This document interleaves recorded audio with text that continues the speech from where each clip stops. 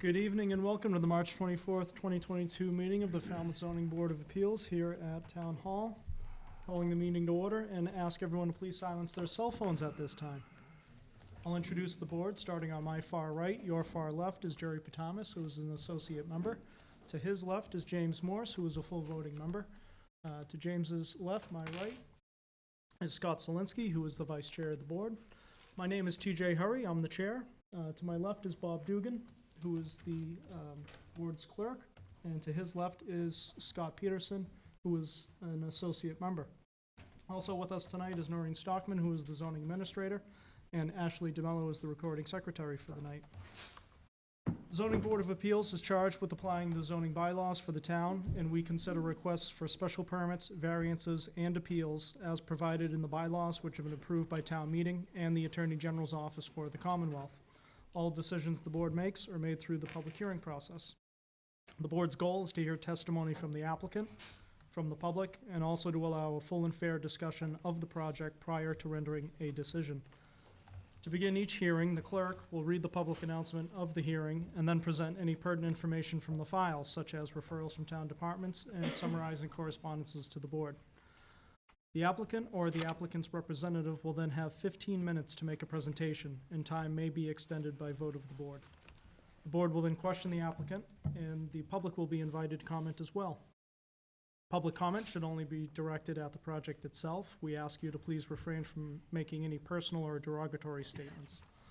Public comment can include an opinion in favor, in opposition, or it might just simply be a question about the nature of the project. The chair will limit discussion in the interest of time in the event that comments become repetitive. All members of the public wishing to speak should wait to be recognized by the chair and should come to the podium to the left there. We ask you to please state your name and address for the record. We do limit public comment to 2 minutes per person, and while you are giving comment or anyone giving any sort of comment tonight, we ask you to please stand behind the podium and speak into the microphone. That microphone there is not for amplification purposes within this room. It's for the benefit of those watching at home on FCTV. The board will then either close or continue a hearing when the board is satisfied that enough information has been presented by testimony and in the file to make a decision. By motion and vote of the board, the hearing will be closed.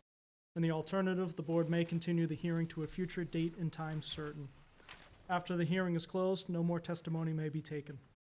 And as for board discussion and decisions, the board may then further discuss the project among ourselves, and a motion to deny or approve would be made and voted upon. The motion will include a summary of key findings and conditions. An affirmative vote of 4 members, which is a supermajority, is required for approvals of motions on special permits, variances, and appeals. A split vote, such as a 3-2 vote, would be a failure to carry and would result in denial of the project. Under Massachusetts general law, if a special permit is denied, the applicant cannot return to the board for 2 years unless the project is substantially different. So turning to the agenda for the night, we do have public comment followed by 2 continuations, 5 new hearings, and a few items on our open meeting agenda. So up first for tonight is public comment. This public comment period is meant for anything not on the agenda. So if you're waiting to speak on something that is on the agenda, just wait to be recognized for that. So is anyone out there with anything, having to say anything, something that is not on the agenda? All right, not seeing any. We'll move on to our continuations. Up first, we have application 114-21, Die, 53 East Falmouth Highway in East Falmouth, requesting a special permit to construct a dormer and new deck/stairs to the second floor of the non-conforming dwelling. The voting members on this project are myself, Scott Zelinski, Bob Dugan, James Morse, and Jerry Patamas. So, Mr. Chairman, since our last meeting, there were some affidavits that were submitted. We had asked the applicant to see if they could get any affidavits showing that the house actually was used as a 2-family with a unit on the second floor and a unit on the first floor. First one is dated March 8th, 2022. Notarized, the signature is from Brett Mahoney. It says, "I am Brett Mahoney, and I've been a good friend with Michael Steele for more than 20 years. Many times, so I can confirm that Michael's house was used as a 2-family residence at 53 East Falmouth Highway." We have a notarized affidavit from Michael Steele himself. It says, "My name is Michael Steele. I'm the former owner of the property at 53 East Falmouth Highway, East Falmouth, Mass. 02536. Our family owned this property since 1927. This property has been used as a two-family residence since the 50s. My wife and I sold the property to Hung Lai Dai on May 28, 2021. All that has been stated above is the truth to the best of my knowledge, under the pains and penalties of perjury, that the dwelling has been used as a two-family." We have a notarized letter from Lori C. From John A. Netto Jr. It's notarized by Lori Robbins, dated March 2nd, 2022, regarding this application. My name is John A. Netto Jr. I lived at 71 East Falmouth Highway with my parents. I recall there was one military family that lived on the second floor unit in the 1960s, and Mrs. Medeiros' family lived on the first floor. I often walked through the backyard to the water side to play and said hello to Mrs. Medeiros, who was the mother of the former owner. And I used to deliver the Enterprise newspaper to all of the houses in the neighborhood when I was young, so I know the neighborhood very well, and I can confirm that the house was used as a two-family residence since the 1960s at 53 East Falmouth Highway, East Falmouth, Mass. Because I know this house has been used as a two-family residence since my childhood in the 60s, and also because I lived in this neighborhood, I strongly support the request for a special permit to construct a dormer and add a new deck and stairs to the top unit on the second floor of the non-conforming dwelling at 53 East Falmouth Highway.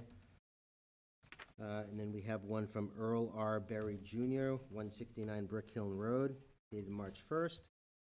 I am Earl R. Berry Jr., living in East Falmouth neighborhood. I've been a friend of Michael Steele for more than 25 years. I can confirm that the upstairs was a rental apartment as far back as I remember. For example, the house was used as a two-family residence at 53 East Falmouth Highway. So those were the affidavits that we received. Very good. Thank you, Bob. And for the applicant? Good evening, Board. So as you recall, last time we presented a proposal to build a dormer on the second floor of this property, and also adding a exterior deck with fire stairs coming down from level 2 to meet the current egress code.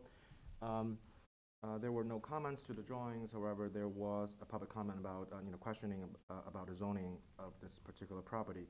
We brought some photos. So as you can see from the screen, these are second level, which does have its own kitchen and bathroom and bedroom. So this photo was taken April 24th in 2021. And we believe, with the supporting letters from our neighbors, we believe this property has been used as a two-family since probably 50 years ago. And so my client will want to continue this, the application and obtain the permit for this renovation and rehabilitation of this property. Thank you. And we're happy to answer any questions if any neighbor, and public has. Thank you. Thank you so much. All right, board questions. Scott, anything down there? None. All right, Bob? No questions. Scott? No, thank you. James? No questions, thank you. No questions. All right, so we'll turn it over to public comment. Are there any questions, comments, or concerns regarding this project? Anyone at all? All right, seeing none, back to the board. So no discussion. Make a motion to close. Second. All right, motion closed made by Bob, second by James. All those in favor? Aye. Aye, passes unanimously. Hearing is closed. No more testimony may be taken. So then I would make a motion to approve with conditions. I'll second it. All right, motion approved with conditions made by Bob and second by Scott. Findings? 240-3C, 240-216, not substantially more detrimental. The existing property is 16.9%, lot coverage, the proposal will be 19.3%.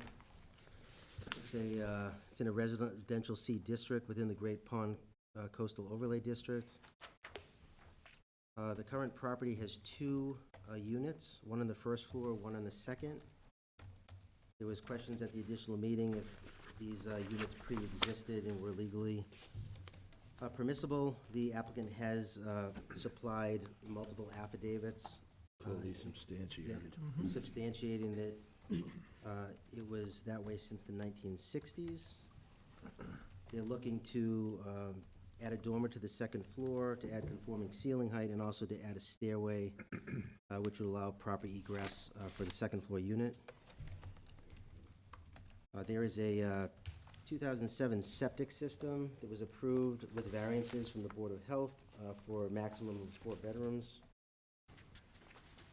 Applicant has revised the plans to add a 4-foot cased opening in the 2 offices, so those would not be considered bedrooms, so that the first floor unit will now have 2 bedrooms by definition, and the second floor unit will have an additional 2 bedrooms with a maximum shown as 4. Did you identify the 4 affidavits? We don't have to do that individually. No, do we? you can just list them in the findings, but we can list that there were 4 submitted. I think the most important one is probably the one from John Netto, since he was there in the 1960s. So he's the only one that supported the dates.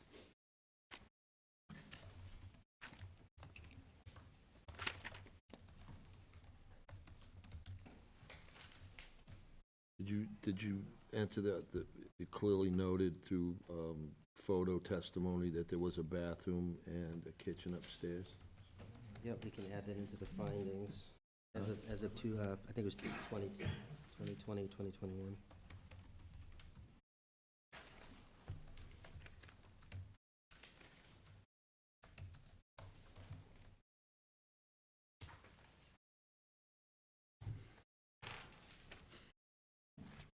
That's all I have right now for findings. All right, how about conditions? So we'll condition this on the two-bedroom units that exist, with a maximum of 2 bedrooms on each unit. Condition it on the offices having 4-foot cased openings so that the units remain as 2-bedroom units. Condition it on the addition of gutters and downspouts to dry wells for water runoff from the roofs, per plans. Let me just see if there's any. Was there a referral from the water department, Bob? Yeah, I'm double checking the referrals. Just add on there that the water main and service must be on the plans. In the findings, put the existing home as a 1-inch service from a 20-inch main.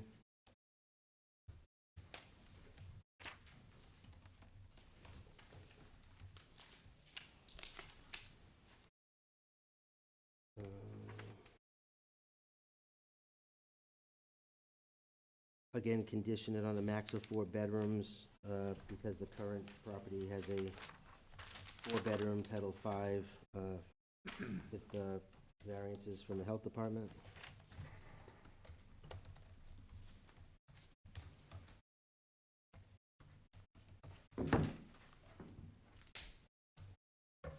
It's not on here, but just put a condition on there that to properly number the individual units, I guess, for fire.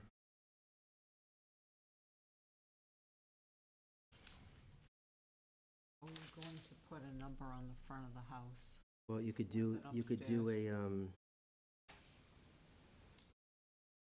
I don't know how to word this. Usually with the town, you give a number for the building, but then you register the individual unit so they know if there's an issue, which. Whoever's responsible. Check to with E9 engineering. Yeah, maybe you could add that in, however, DPW, I think. whatever they would require as a Is that usually safety. an engineering referral, Bob, or? It's usually in here, but it's not, and I know they always put it, and there wasn't individual numbers, so maybe just proper labeling of the apartments. That's an E-code requirement anyway.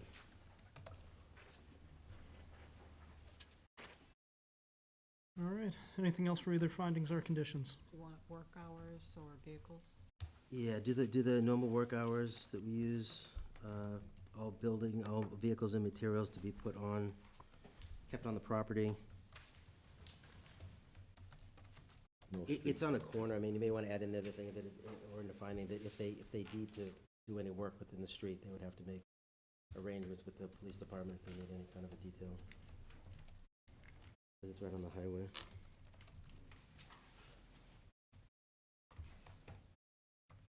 All right, anything else? All right, so if that does it, that was a motion to approve with conditions made by Bob and seconded by Scott. All those in favor? Aye. Aye. Passes unanimously. Good luck. Thank you so Mr. much, Guy. everyone. Thank you. Thank you so much. All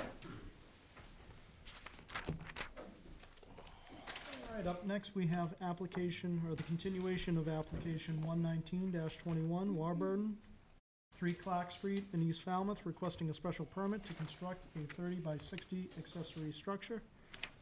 Voting members on this project are myself, Scott Zelinski, Bob Dugan, James Morse, and Jerry Patamas. So, Mr. Chairman and the board, so there was a couple submittals since our last meeting. There's a letter dated 3/21/22 from a Tom and Lisa Stanton, 30 Meadowview Drive, regarding application 119-21 to the zoning board. I'm ready to continue to raise our continued concern for the proposed application 119-21 Warburton, 3 Clark Street, East Falmouth, Mass, to construct a 30 by 60 accessory structure. Since the original meeting on February 24, 2022, Mr. Warburton has visited our home to provide us with a revised plan. He is proposing to construct a smaller 30 by 50 and to reposition the building on the land. Further, he is adding a 6-foot fence and some landscaping to screen the building from the street. We are still concerned with the size, which is larger than any garage or residential storage shed on Meadowview Drive or on Old Barnstable Road. What we still don't understand is why they will not put the building on the Clark Street end of the property, which would conform to other similar type structures and would allow access via their existing Clark Street driveway. As for the potential usage, we still contend the Warburtons will be storing their business equipment on this part of the property, which will bring ugliness to the abutters' properties. As recent as this week, they have now a dump trailer to add to their collection of commercial equipment. We have only to believe the building and the immediate area around it will turn into a contracted storage facility. This usage will devalue the properties that abut the proposed building site. Our further concern is Mr. Warburton only provided a pencil drawing of the new building and a verbal description of the changes. Also, he verbally explained their plan for the rest of the property. He described the property to have a garden, a place for their chickens, and majority of the land between the house and the proposed new building would be open space for the children to play.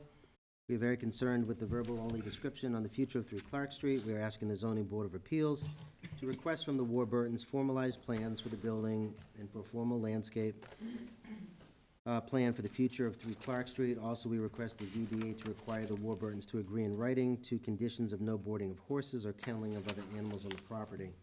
In closing, we feel bad that the Warburtons' vision for their property does not have the support of their neighbors. If the Warburtons provide a formal set of plans to the ZBA for the property and all conditions requested are satisfied, then we would be supportive of the application. We hope we can all come together as neighbors to support the Warburtons' vision. And then there is a PowerPoint that's going to be presented tonight, and we all get copies of it, and that will be from Attorney Patrick O'Regan.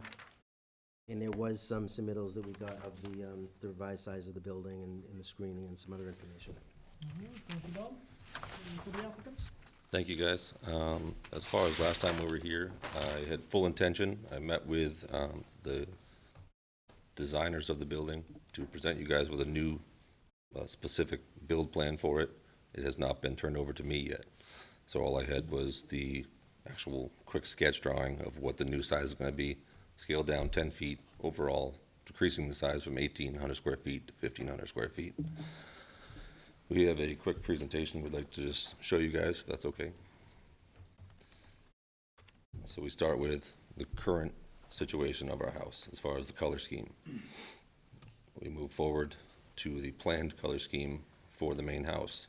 We plan on doing a new front porch, painting of the whole house in a way that will match all the structures on the property, with the painted metal white siding, the black trim, the black standing seam roof, on any new structures as of being a porch or the new proposed accessory structure.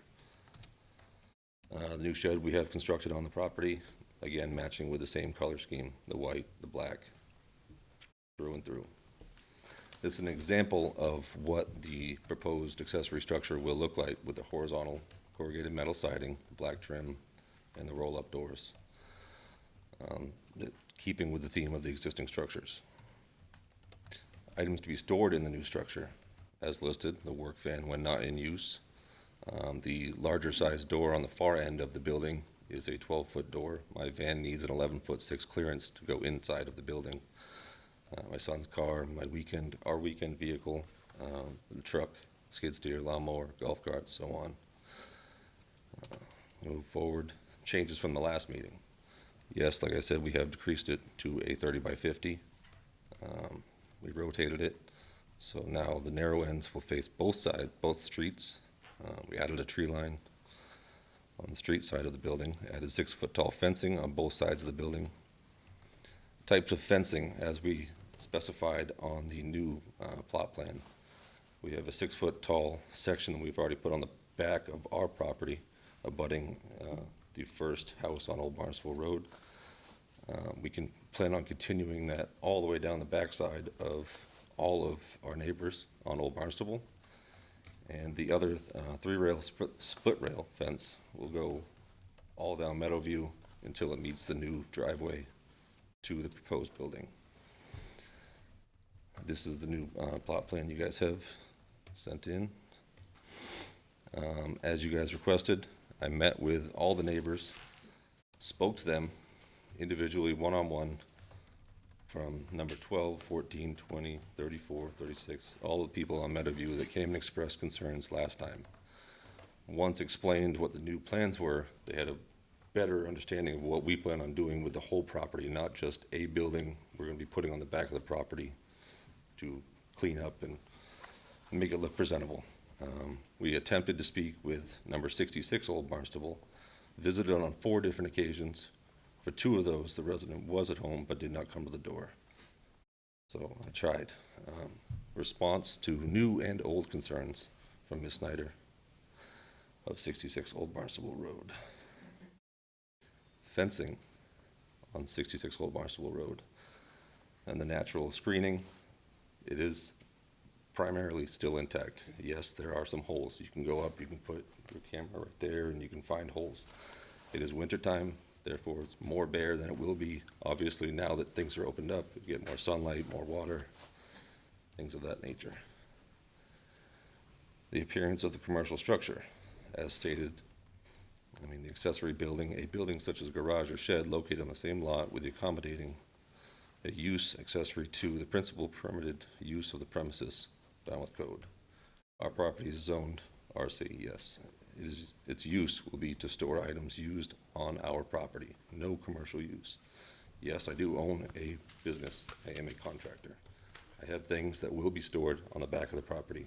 A couple trailers, they will be out of sight, tucked behind the building. I'm not working out of this structure. That is not my intention. Accessory use, a use of land or building on the same lot with a customarily incidental but secondary to a permitted use, except that if more than 30% of the floor area or 50% of the lot area is occupied by such use, it shall no longer be considered accessory. It is on the same lot and will store items to tend to the property. It will not be used in a commercial manner. The lot is over 66,000 square foot. The building is only 2% of the lot size. Falls under the definition of accessory use. There were some things quoted as far as on record between building inspectors versus different homeowners, and I just wanted to touch note on that real quick. This was one that was ruled against. It was a storage of 2 cars and a private seaplane and a 41 by 31 garage. It was not permitted under the bylaws. It goes on to talk about how the authorization of the garage did not get permitted. The garage is primarily at least a building for the storing of motor vehicles, not a plane. We are not housing a plane, nor do we ever plan on having a plane. The next one goes on to note, this was for use of land as a private airstrip was not allowed. Again, we don't plan on ever having a plane, nor do we plan on using the property as a landing strip. This is the actual angle of the building seen by number 66 Old Barnstable. It will be different standing in number 66 backyard via the fence line. Will be cutting off half of this view from her backyard. Regarding the pictures from the yard of number 70 Old Barnstable, speaking for a neighbor is just hearsay. The lawyer has stated he is only representing Ms. Snyder. We are putting up a 6-foot fencing along the property line. The existing shed on number 70 is partially on our property. We are willing to work with them so they do not have to move it, with the understanding that our fence will terminate against it. Regarding pictures of example buildings, as you will see tonight, Building 1 isn't born on a highway in a commercially zoned area. Our building will look nothing like those. Building 2 is a cement building, not on a primary residence property, and has been neglected for years. I believe that is the Benito's building on Clark Street. Our condition will be maintained. We live on the same property and have a proven track record of taking pride in our property and the neighborhood as a whole. Why we are an accessory structure. While we appreciate the concern of the proposed building located far away from the primary residence, not practical in bad weather, we will appreciate the concern over how far we need to walk and occasionally need an umbrella. This is not for everyday commuting access. Footprint, 60 by 30. We have downsized that. Size has been reduced to 50 by 30. Designed to function more for commercial business than for a garage for residents-owned vehicles. It is not going to function as a commercial building. It is primarily just for additional things we have on the property. Proposed building has a separate access on to Clark Street. It's more suitable for size of property, allows for a secondary entrance, and has already been approved by the DPW Engineering Department. Proposed crushed stone is more suitable for large commercial vehicles. Stone is more natural a look than asphalt, and our primary driveway is the same stone right now. Proposed will have a negative visual impact on the neighborhood. The building will match the same scheme as our house, our shed, and everything we plan to do on the property. Increased likelihood of increased commercial traffic in a residential neighborhood. The entrance has no effect on number 66 Old Barnstable, and she lives on a main road with lots of commercial traffic.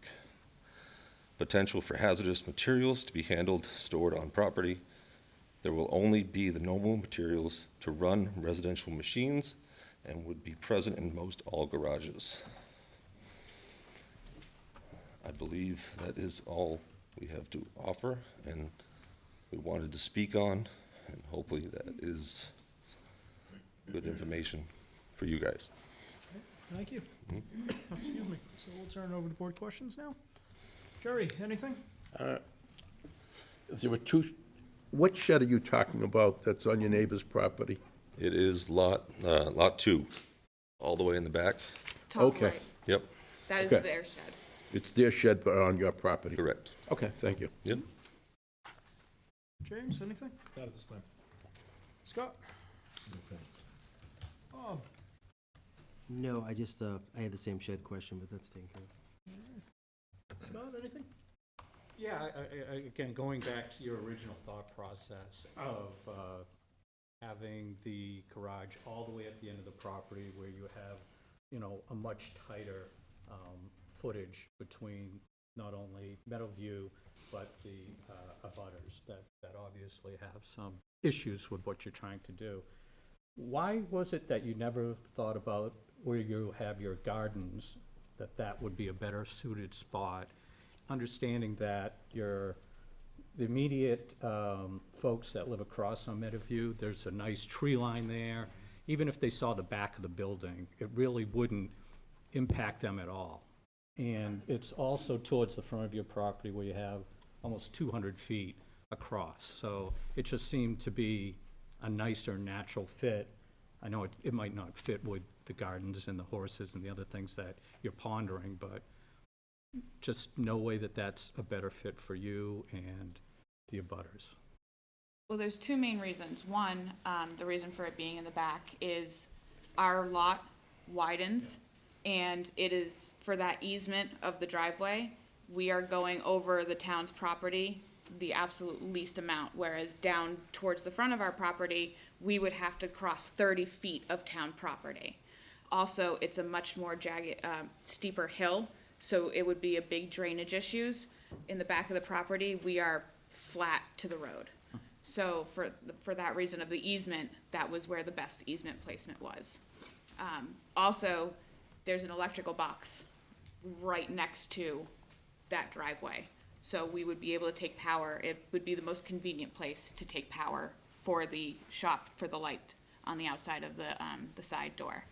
And then the other reason is, in most cases, people put sheds on the back corner of their property because they want to enjoy their entire property.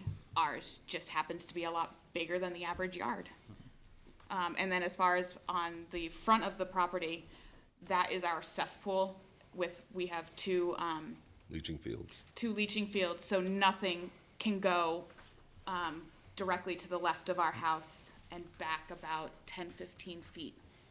We can't have anything driving there, anything permanent there, nothing. That is basically not usable space. Thank you. Thank you. Did have a follow-up. Sure, go ahead, Bob. Just a question on just to remind me again, so on the structure itself, you're using that, besides storage, you mentioned a shop, is there gonna be heat or plumbing or? Nope. Basic electrical, with one exterior light over the entrance, the man door, that'll be on a timer. And then, again, I know you gave a list, but basically being stored in there is your commercial vehicle when not in use. Correct. So like on the weekends, that will go On there. weekends. I have a car that I drive on the weekends as well. And I have a commuter vehicle, an electric vehicle that I use during the day, so my pickup truck will be out back. And then we will park our cars daily behind the house. So how many vehicles does it actually fit inside? How many vehicles can you fit in the 3? And then, once those 3 vehicles are actually in that structure, what would you need to place outside the structure? There is 2 trailers. Just 2 trailers? Yep.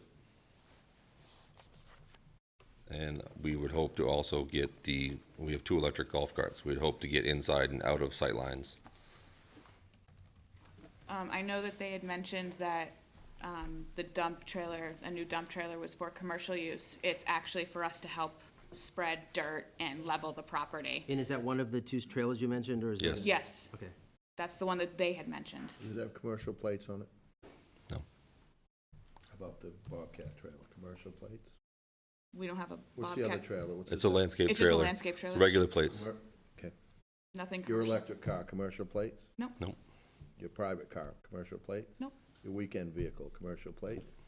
Thank you. Thank you, Mr. Chairman. All right, And again, no plans to run any kind of a home business? No. None. That's all I have. all right. Anything else from the board?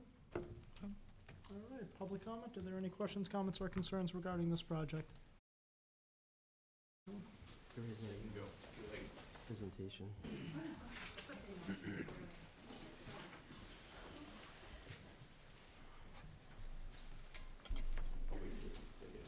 Sure. I'm not too familiar with your system here, so just bear with me. I don't know. I do have, I think it's here. All right. I haven't used one of these mouses in a long time, so bear with me for a second. Okay. Thank you very much. Let me launch the slideshow here. So again, I use a touch screen. It's much easier for me, but mouse, okay, awesome, okay. Let me just back up a bit. Oop, popped out of my presentation. Okay. Okay, let me introduce myself. You guys hear me okay? My name is Patrick O'Regan. I don't know if some of you may remember me, but I used to practice law here in Falmouth many years ago, moved to California. Now we're in the process of moving back. This is my address at 31 T-Ticket Highway. It's my old office. We're reopening it there. And I'm here on behalf of Catherine Snyder, in regards to the petition. I think Mr. Warburton actually did a pretty good job anticipating my argument here, so I'll try to be very brief. This is, as you can see, Snyder. That's where she lives. She's close to the garage. That's her residence. It's her family homestead. And what you can see there, we have with the Warburton's residence, and then we see the proposed structure that's being placed there. But I want to point out, now in here is that you see that's an awfully long distance for a garage, to walk. It's a residential structure. It's a garage, and then you have to walk that extraordinary long distance to there. Is that really practical? I know they gave some reasons as to why they think it's, better at that end of it, but it really is functioning as an accessory structure. You would expect that it would be closer to the residence. It's not. And the other thing is, you can see it's really close to her property. And yes, there's screening, there's a fence there, but she's gonna look at a commercial building, a large metal building. And so, again, as Mr. Warburton pointed out, and he went through the definition of accessory building and also accessory use. And what it says is a building such as a garage or a shed located in the same lot. Yeah, we have that. But it's a use accessory too. So you have to think about the primary use is a residential dwelling unit. You want a garage.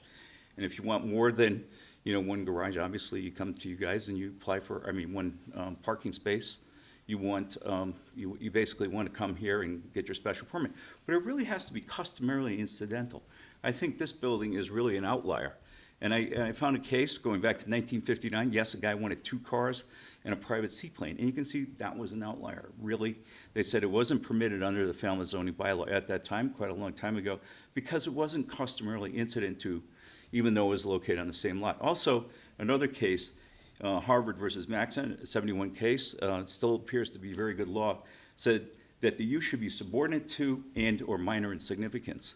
This structure doesn't really fall within that requirement. So you have to kind of, here as being a board, I know, my client is appealing to you and saying, yes, we've got something that looks like an outlier.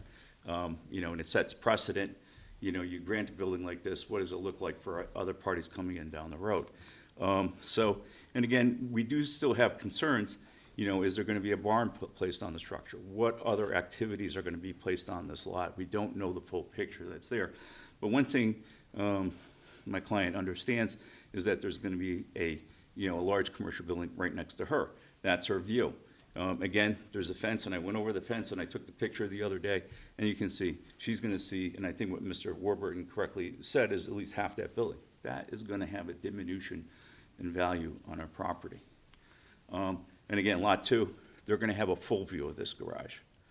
And this is the view. I guess the plans have been altered, and she's going to be looking at a garage, commercial nature, that has 3 bays, and one that's really large.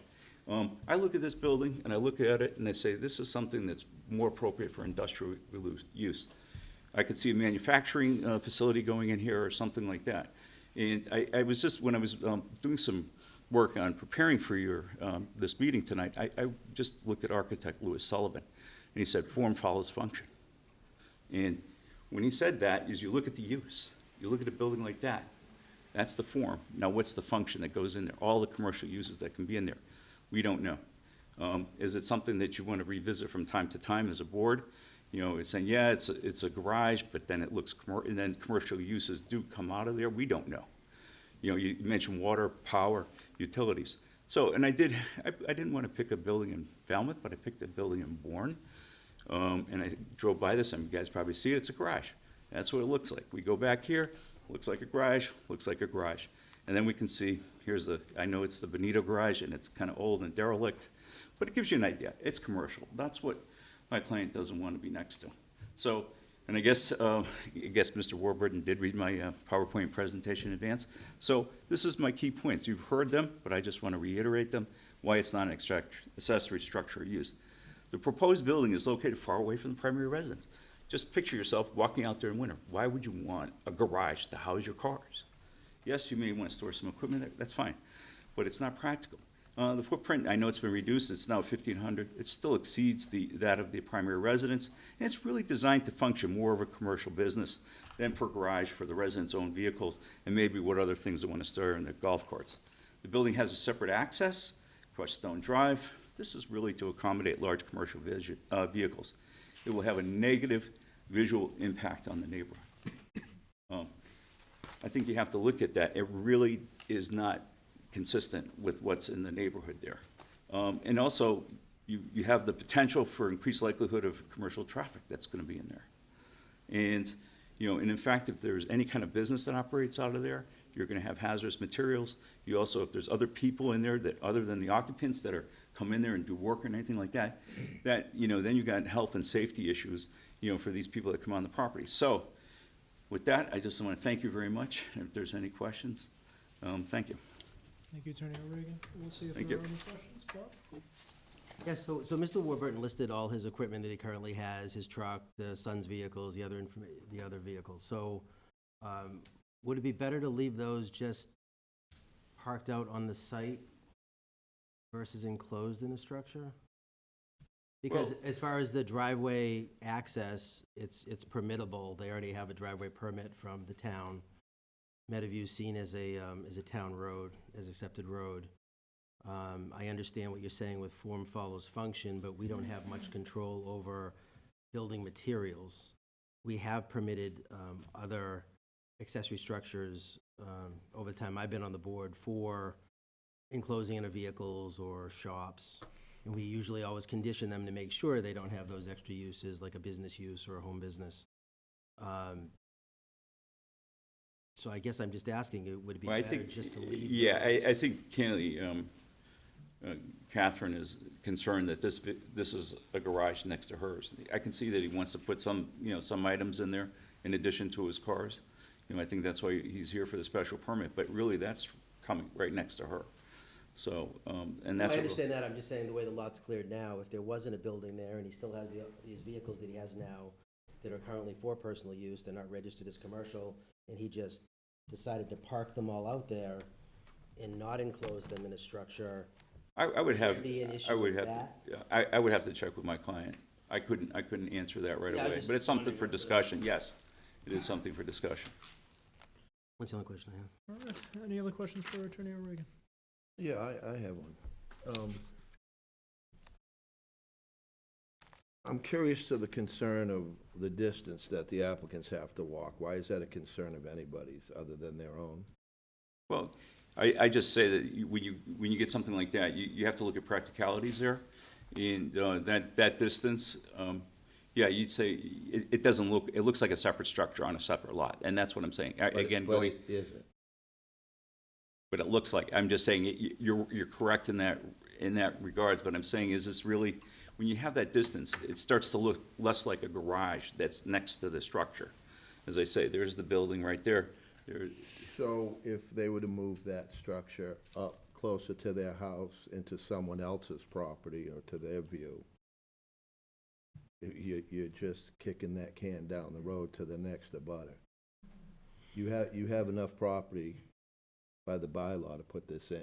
It's not, they're not asking for excessive density. They've done, you're aware that they've done quite a bit of their homework and came back with a pretty compelling argument answering, you said it yourself, that he's answered pretty much of your concerns on your presentation, correct? I think he's made his counterpoints, yes. Okay, so being that it's a small percentage of the density, there's not much this board can do about where they want to place it, other than your client, it's aesthetics overall, right?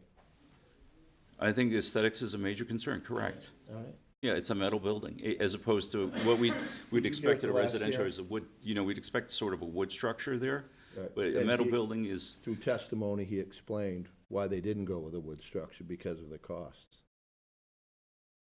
That was through testimony, I believe, last time. Were you here last time? no, I wasn't. Okay, yeah. But I did have the Testimony. opportunity to That was review his, that was his explanation Yeah. for why they went with steel instead of wood.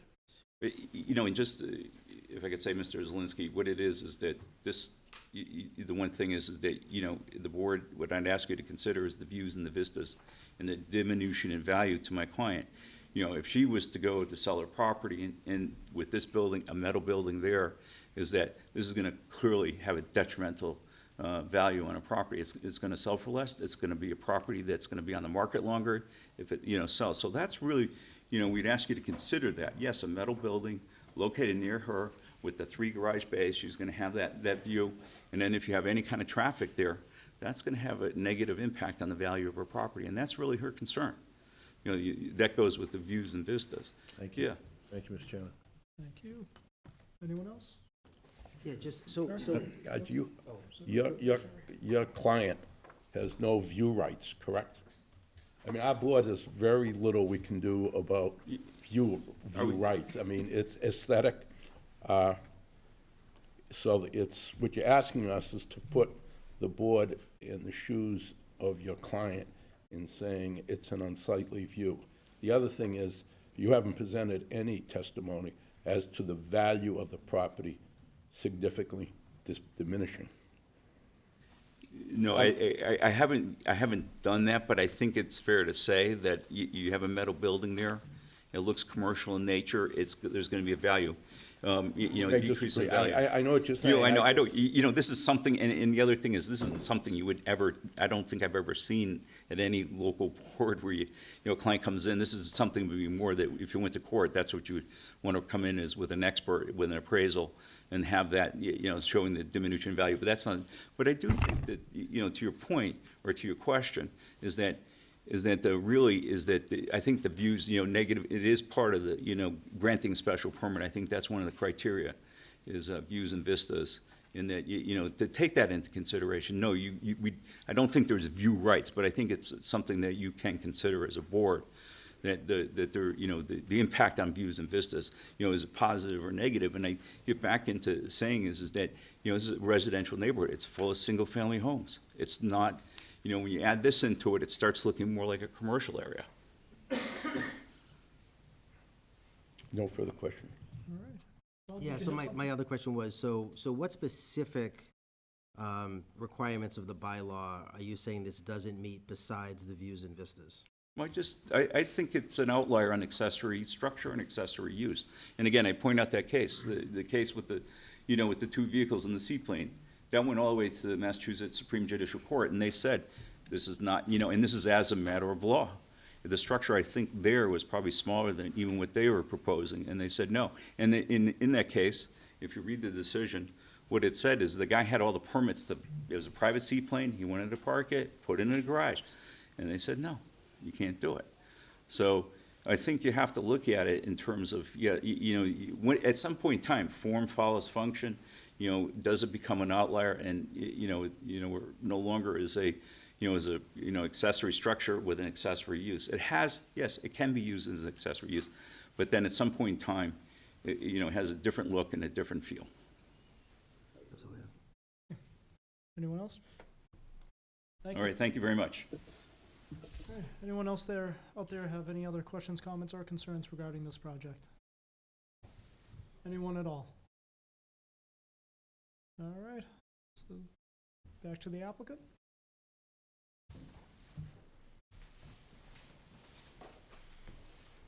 Board have any other follow-up questions for the applicant? No. All right. We have all the information we need?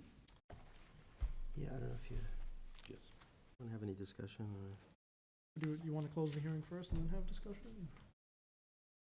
I have enough information if everyone else. I don't have any questions for them either, so All right, I'd like to have a little discussion, but We could have discussion, but you could close the hearing. I don't know if it's gonna, Yeah, we can change close and anything. discuss it, so- All yeah, we can always reopen. All right. right, so I'll make a motion to close. I'll second it. Okay, motion to close made by Bob and second by Scott. All those in favor? Aye. Passes unanimously. Hearing is closed. No more testimony may be taken. All right. Who wants to start us off with the discussion? So originally, I had issues with the project. One of my issues was the distance from, why couldn't you put a driveway from Clark Street and have one entrance, so you're not having multiple driveway permits, even though we know that they qualify for a second driveway. But Mr. Warburton's response tonight regarding the leach field and the septic swayed me in that direction.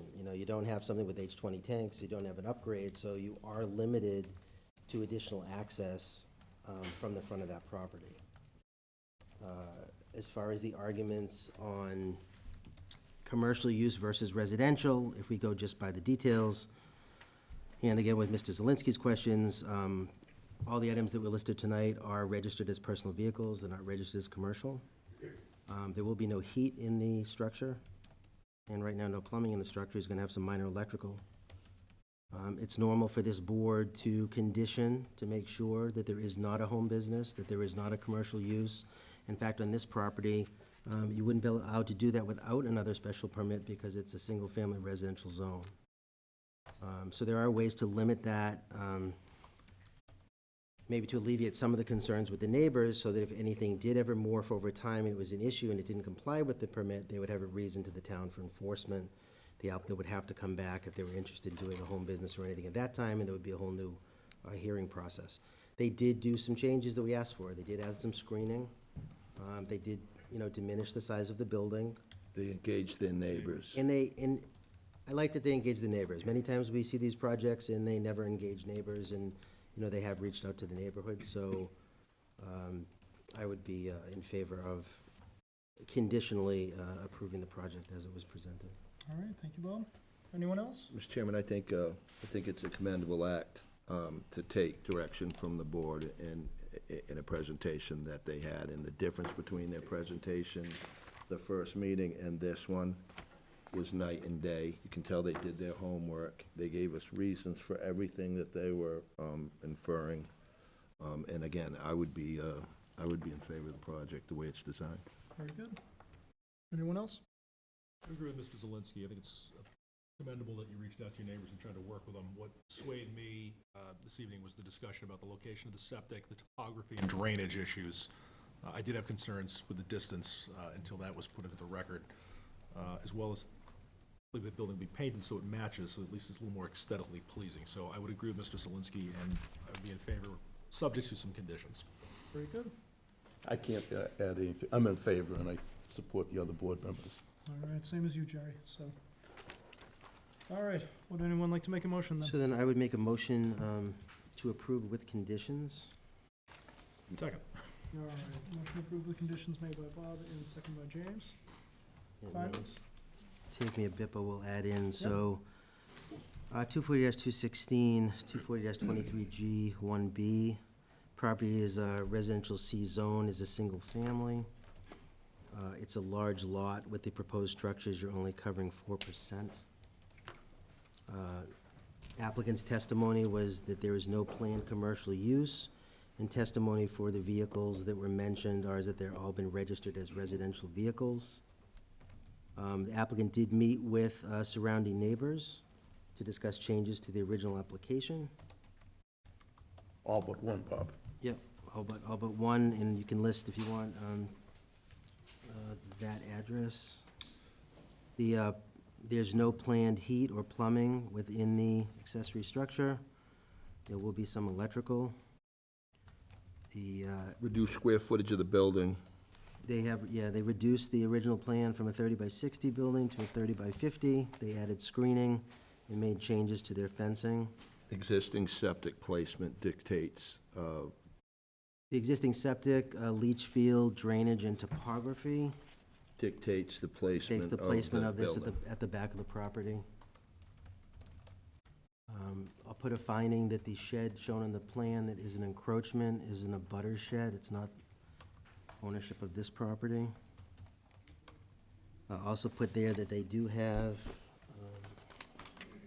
There's minimal lighting on this building as well. It's just on the man door, so we have no lighting issues. put that it's gonna be a stone driveway, because the owner has a large truck. Through testimony, 90% of their vehicles are registered non-commercial. Just wanna get something on the driveway permit. I'm not sure we're gonna say something or not, but we normally do. The shed, it's incorrectly shown in this plan. It's on their neighbor's property. In the past, we've taken a position, we're not gonna approve a plan that shows an inconsistency. I mean, the shed should be moved. Yeah, so in this case. Isn't that a not civil in this case, issue? it's the neighbor's shed, it's not their It's a shed. civil Not the issue. applicant shed.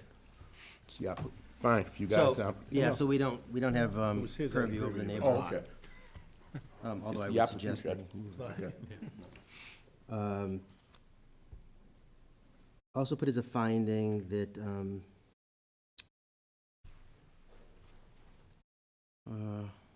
wait a sec, this was consultants, I guess they don't have the driveway permit yet. I'll put that they will be doing a driveway off of Meadowview Drive, which would require a driveway permit. Well, it's stated that they can't board horses, doesn't mean that they can't own horses. Yeah, I probably wouldn't even get into the horses, because Yeah, that's a well, separate. It's not before us. Wouldn't get into that. Also that they would be, have to have discussions with the town tree warden regarding removing any trees in the town right of way.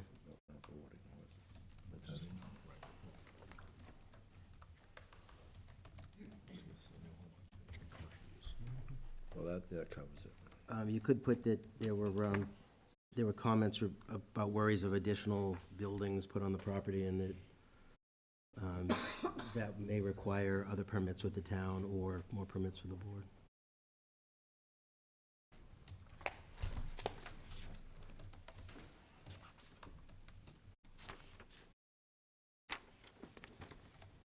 Good. Anything else for findings? Well, put as a finding that there is no plumbing being requested, but if plumbing was requested, they would need to do a separate service line per the Falmouth Water Department. No habitable space. Yeah, we'll condition that as,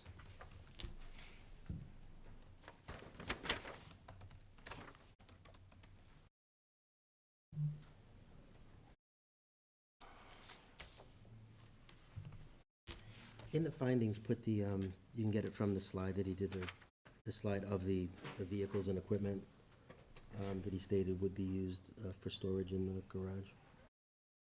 And also that the trailers that he said would be stored outside the garage.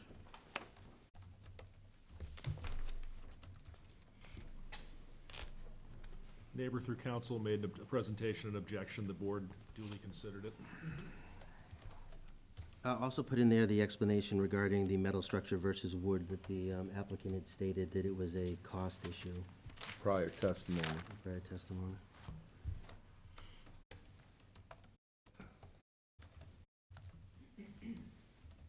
Okay, anything else for findings? No, I don't think so, unless you can think of something. Conditions? So, so in these plans, Noreen, are these completely updated, the ones we have, if we say per plans? And the ones that we have, do they, yeah, they do show the dry wells.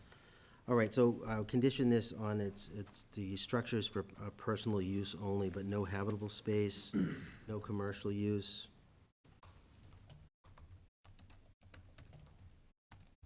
No current use as a home business.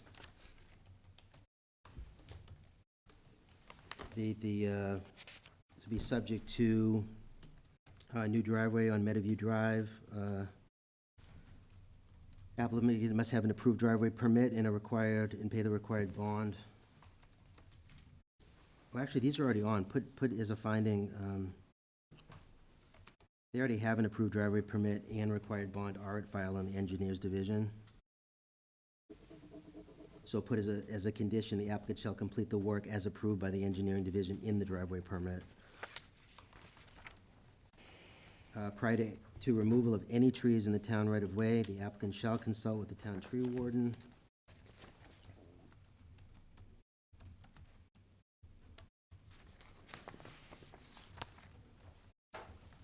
Applicant shall have gutters and downspouts to dry wells for roof runoff with a new structure.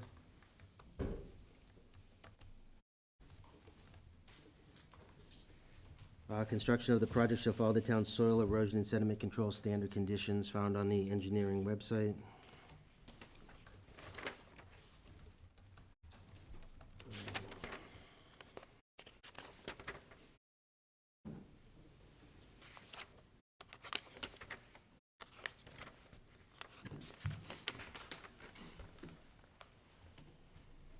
So place under findings that the town water, there is town water available in Meadowview Drive at an 8-inch PVC main. That's And then not the also put- accessory structure. Yep, is and it? then also put in there that the applicant doesn't currently propose plumbing in the accessory structure. Hold on, Bob. Say that again? They're not requiring any plumbing to this. No, I No, just no, want, they're not asking for anything. yeah, I just want in the finding that there, if they ever did ask for it in the future, there's an 8-inch main from Meadowview. Oh, that could In the change. app- That wouldn't be a condition. No, Yeah, it's the that- finding, adding to the findings, and that the applicant would have to handle that with the water department, because it would require that separate service connection. That would be a separate permit anyway. Yeah, I just want a finding that it was in the referral. Right. Anything else for either findings or conditions? No, I mean, per plans, work hours, construction materials and vehicles should be kept on site. The new plan showed all the fencing, but you can add into the findings, what part of the property is the split rail and what is the 6-foot stockade, and also, list in the conditions on the screening, on the arborvitaes that are proposed, the clause we put in about keeping them in healthy condition, or need to be replaced. We want a condition that the building is gonna be painted the same color as the house? It comes like that. Yeah, it comes like that, but I don't know if we can condition the colors of the. Of the Consistent fence? I'm sorry, can I? Oh, they were asking about a condition on colors, but we can't really, Steel comes painted. You can Oh. have it as a finding. you can have you can There's a put in the The finding that, testimony was that it's going to be that way. yeah, that, I don't think we can condition it, because we don't have, we don't get into the design review or anything. let me just double check. We listed in there, right, Noreen, about no commercial use, et cetera? No commercial use, no home business, no.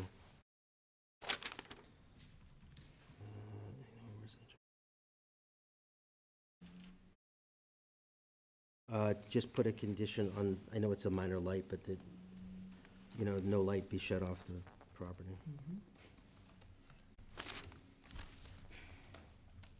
All right, That's all I have. all right, anything else? All right, so that was a motion to approve with conditions made by Bob and second by James. All those in favor? Aye. Passes unanimously. Thank you. Thank you very much.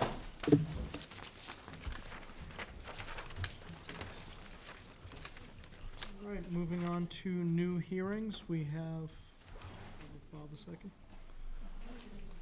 Application 7-22, Kerrigan, 92 Rainbow Ave in East Falmouth, requesting a special permit to construct a single-family dwelling.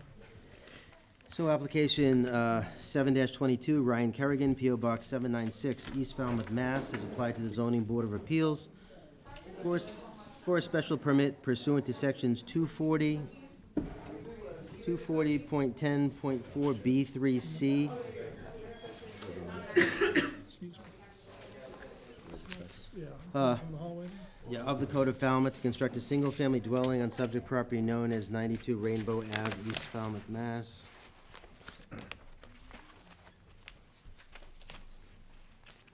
For referrals.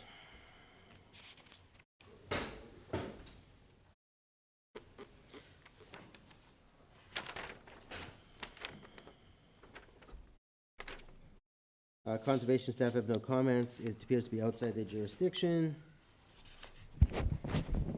On engineering, the application was reviewed for impacts to public rights-of-way, public utilities. Rainbow Avenue is a private right-of-way in the area.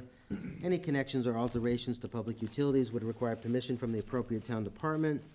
The project must not direct any stormwater runoff to public property, abutters, or public rights-of-way.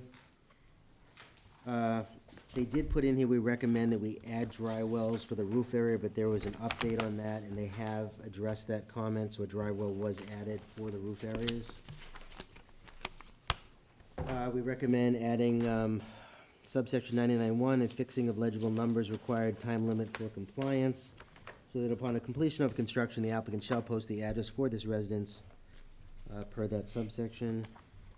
Where this proposed work is close to the abutting parcels, we recommend that erosion and sediment controls are included for the project. Construction of the project shall follow the town's soil erosion and sediment control standard conditions document, which is found on the engineering division page of the town's website. Any reference to the Department of Public Works Engineering shall be replaced with the Zoning Board of Appeals, who's the permitting authority for the project. Assessors have no comment. Water Department, the existing lot does not have a stub based on their records, but that can be confirmed in the field if the project proceeds. There is town water available from the existing 8-inch main in Rainbow Ave. The water must be installed inside the new home and not in the pit. Fire Department has no issues with the project as drawn. From the Health Department, the property is not located in a Zone 2 and not limited in bedrooms other than what can fit with the Title V setbacks. The plan includes to appear to meet all setbacks for the four-bedroom design. The floor plan shows 4 proposed bedrooms, and Health doesn't have any issues with the proposal.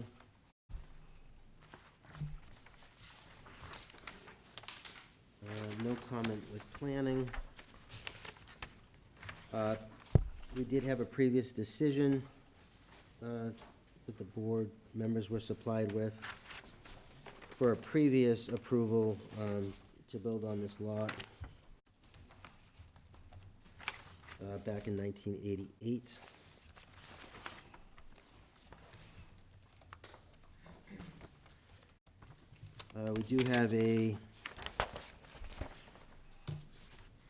We do have a stamped letter from Jack Landers Colley to Zoning Board of Appeals. The letter is to confirm that the above referenced vacant lot is not located in a water resource protection district. In addition, the premises is not located within 300 feet of an estuary defined in the old section 24066C3 of the Falmouth zoning bylaw as a saltwater passage where the tide meets a flow of fresh water, or within 300 feet of a tidal marsh, tidal pond, or tidal river. The above referenced premises is not located within 300 feet of a water body that's listed in section 240-100A, B, or C of the Coastal Pond Overlay District of the Falmouth bylaw.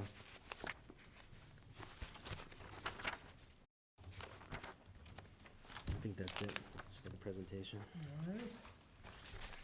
And Scott, I will be appointing you on this one, so we have 5 minutes. Attorney Moynihan. Good evening, Mr. Chairman and members of the board. For the record, I'm Laura Moynihan, a Falmouth attorney, here for the applicant, Ryan Kerrigan. This is an application for approval for a new special permit for this particular lot on Rainbow Avenue. It's highlighted here in yellow. And I've got this is just an aerial view of showing you the developed neighborhood.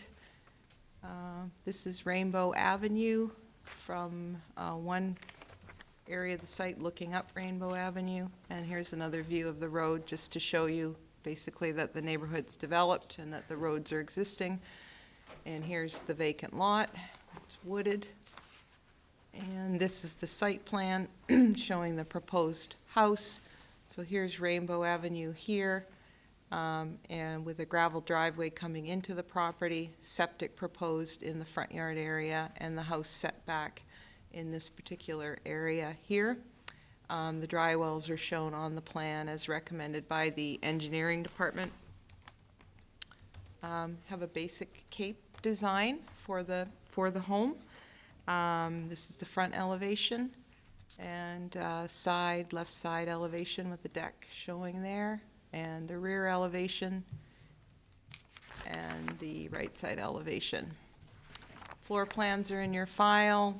We're proposing a 4-bedroom home with a master bedroom on the first floor and bath, and then a second bath as well, and second floor with 3 bedrooms and a bath.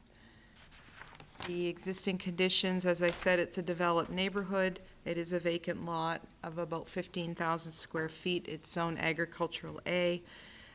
It is originally, this is a 1971 approved subdivision, and as Mr. Dugan read, the lot is not in a water resource protection district or zone 2 or within 300 feet of an estuary.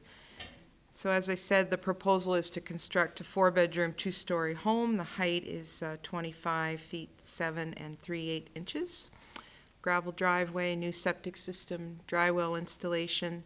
Proposed lot coverage at 8.7% by structures, relatively low, well under the 20% allowed. Proposed lot coverage overall, 16.8%. Setbacks for the dwelling exceed the zoning bylaw requirements. The front yard setback is actually about 100 feet as well from the front yard. So the zoning bylaw, this is a section that we don't see a lot of permitting under, but it's the former 24066C3. And the special permit is authorized if you have a lot with 20 feet of frontage, 7,200 square feet of area, not held in common ownership as of January 1, 1981. So all of those things I think we've shown you have been met. I did also supply the non-conforming lot worksheet with the application showing that the lot was in separate ownership as of January 1, 1981. That was also confirmed by the zoning board in 1988 when they issued the special permit. And then the other two criteria are that the lot is not otherwise protected by 66C1 or 66C2. And I've given you the new sections, but I'm not going to cite those because it's very lengthy. But anyway, so I think we have to establish that we're not protected by those two sections. So the first section, there were zoning bylaw changes in 1971. While the lot was in common ownership with the two lots on either side. So this took quite a bit of research, me trying to figure out what happened here. But I believe what happened is that this Cordwood Landing subdivision, there are many, many, many lots. There was a plan filed, I think, for a zoning freeze because the records that I found in the 1971 annual town meeting was when the town imposed a minimum frontage requirement of 50 feet and increased the lot size in the agricultural B district to 20,000 square feet. And I can give you that reference for your file. This is from the 1972 zoning bylaw, so you have it for the record. So the developer, Cordwood Landing, owned a lot of these lots and then started conveying them out in the 1970s. So because of those zoning changes, the subdivision would have had 8 years of protection, the plan, because there would have been a zoning freeze that protected all of these lots. So under 24066C1, in order to be eligible for a building permit, your lot has to be in separate ownership when there was a zoning change that impacted your lot. So here, the lot was in common ownership at that time, at the time of the zoning change. So 24066C1 does not protect this lot. The second criteria is C2, and the lot area would have to be 20,000 square feet in this agricultural district, and we have 15,010 square feet. So I hope that's clear. Those two sections would not protect this lot. So now we move to 24066C3, which is the special permit grant authority for the board to grant the special permit for the lot. And again, in 1988, the board imposed the same, or did grant the special permit under the same provisions, which is the former section 3423, same language as we have today. So that special permit essentially expired. So we're here looking to renew it. So under the former section 240-216 and the new code is 12.1.E, I would submit that the standards of the bylaw have been met. The zoning board cited many of these in 1988. Houses in keeping with the neighborhood. The neighborhood is developed with utilities. This is my error. I had said it was a public way, and then I reread the engineering referral, and they mentioned it's actually a private way in this location, so I apologize for that. The lot size is appropriate for the proposed house, appropriate layout and design for the site and neighborhood. The Rainbow Avenue has sufficient access, the subdivision's well-established, and the purpose of the lot was initially residential use and no adverse impact on traffic flow or safety. So with that, I would ask that the board issue the special permit. I also did give to Mr. Dugan the 3 deeds of Cordwood Landing to the first owner of each of the 3 lots, this subject lot and the lots on either side. Those deeds did not record until 1975 and 77 after the zoning change, just so you have that in your record that that criteria has been met. Okay, that's it. Thank you. Thank you, Attorney Moynihan. Board questions? Scott? More process, and so I'm reading Mr. Lander's colleague's document that was dated January 10th, that it's not in a coastal pond overlay district. But then when I was looking at your application, it said that, in the last sentence, the subject property is 15,000 square feet of AGA zoned land located within the coastal pond overlay district. So I guess just one more point of clarification. Yes, I think Mr. Landers-Colley's letter says that it's not in a water resource protection district, and it's not located within 300 feet of an estuary as defined in that section of the bylaw. So the reason I asked him to certify to that is because this particular section of the bylaw gives the board the authority to impose different conditions or different requirements if it is in a water resource protection district or if it is within 300 feet of an estuary. So we have neither one here. It is in a coastal pond overlay district. However, the coastal pond overlay district requirements for nutrient analysis and whatever else apply only to subdivisions of 5 or more lots or commercial developments. So I don't think we have to go to that coastal pond overlay section here either. So the purpose of that was just to show you that you don't need to be concerned about those particular items. Thank you.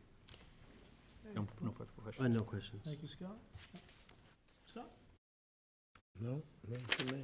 All right, James? No, thank you. No Jerry? questions. None from me either. Okay, anyone out there in the public have any questions, comments, or concerns regarding this project? All right, not seeing any. Back to the board. Motion to close. Second. Motion closed made by Bob, second by James. James, all Keep up in right. the draw. All those in favor? Aye, Aye. sorry. Aye. Aye. All right, passes unanimously. Hearing is closed. No more testimony may be taken. Motion to approve with conditions. Second. All right, motion approved with conditions made by Bob, second by James. Findings. 240, 12.1E, and 240, 10.4B3C. Properties in Ag A District. There was a previous special permit approving a build in 1988, appeal number 120-88. There was a submittal of deeds in the surrounding property showing that nothing was held in common ownership as of January 1st, 81. Setbacks of the construction exceed the zoning regulations. Previously approved. Yep, previously approved with that permit. Lot coverage by structures, it will be 8.7, and structures, parking, paving, 16.8. It is in a coastal pond overlay district. It is not in a water resource protection district. It's not in a zone 2. It's not located within 300 feet of an estuary. Or within 300 feet of a tidal marsh, tidal pond, or tidal river. And not located within 300 feet of a water body listed in section 240, 100 A, B, or C of the coastal pond overlay district of Falmouth bylaws.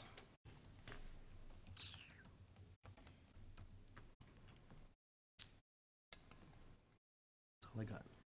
All right. Project's in an existing developed neighborhood. There's an existing paved private roadway. There you go. The project is appropriate for the neighborhood as to location, size of lot. No objections in the file, no objections offered at the hearing.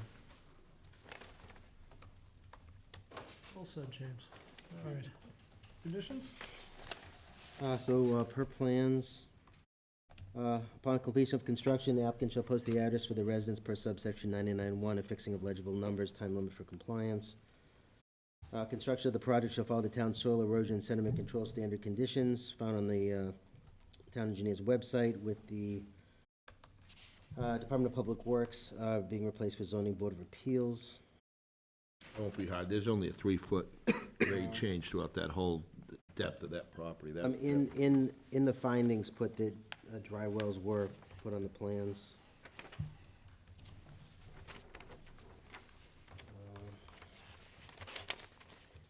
And actually, in the findings, put,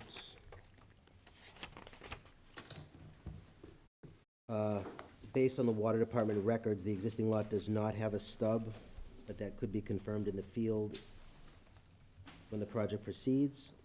I also put that there is a, town water is available from the existing 8-inch main in Rainbow Avenue.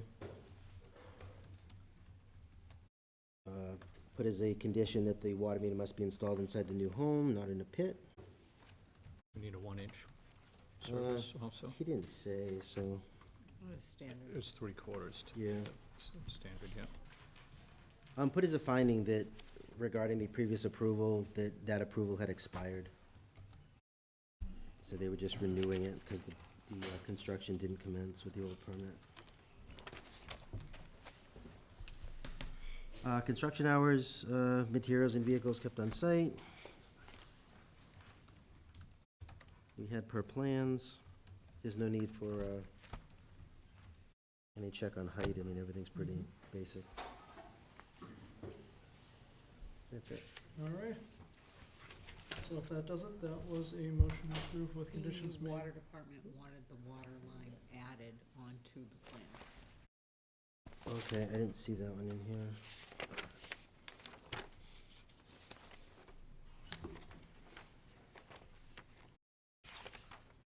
Oh, the excuse me, first. that's the next property. Oh, that's okay. Sorry. This is just I water. mean, it doesn't being hurt to have it in there provided. anyway, so. Yeah. Sorry. That's okay, that's okay. All right. We're all set then? I'm all set. All right, so that was a motion to approve with conditions made by Bob, second by James. All those in favor? Aye. Aye, passes unanimously.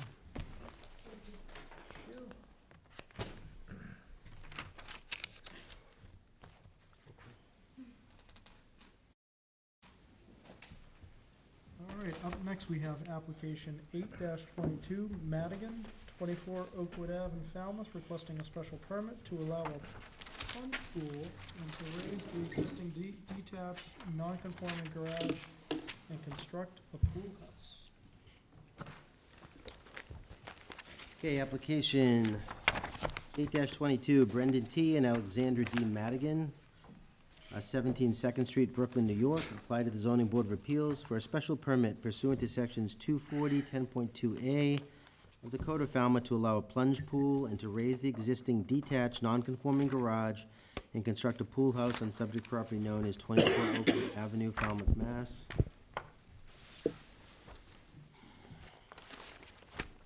For referrals.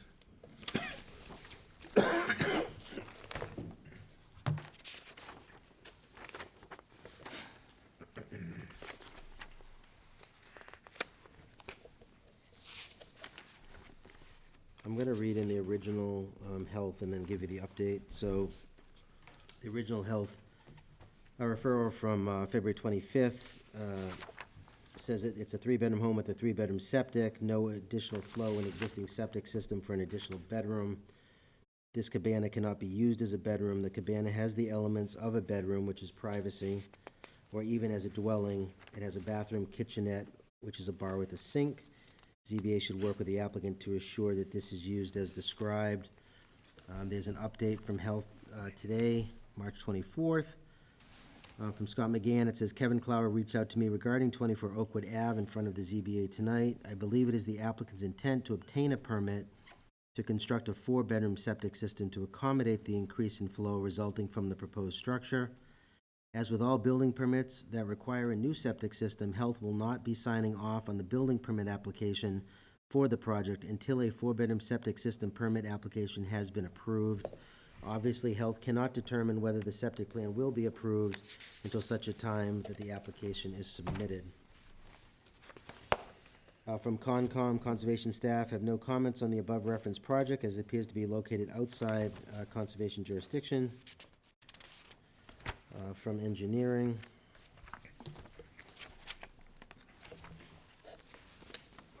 This application was reviewed for impacts to public rights of way and public utilities. Oakwood Avenue is a public right of way in this area. No alterations are proposed in the right of way. Any changes within the right of way would require filing a permit with the engineering division. Any connections or alterations to public utilities would require permission from the appropriate town departments. The project must not direct any stormwater runoff to public property, abutters, or public rights of way. We do recommend the board add a condition requiring addition of dry wells for stormwater infiltration for the new roof at a minimum. Where the works is behind the house in between a stockade fence line on both side property lines, erosion and sediment control from construction activities or encroachment onto the abutting properties are not likely to be an issue. So they're not asking for a requirement. Water Department, the water main and service must be on the plans to prevent temporary and/or permanent utility conflicts. The existing home has town water from a 3/4 service into a 6-inch main in Oakwood Avenue. The Falmouth Water Department recommends that the applicant upgrade to a current 1-inch service if there will be any increase in needed water pressure or flow demand. Do you know why they didn't say a separate service?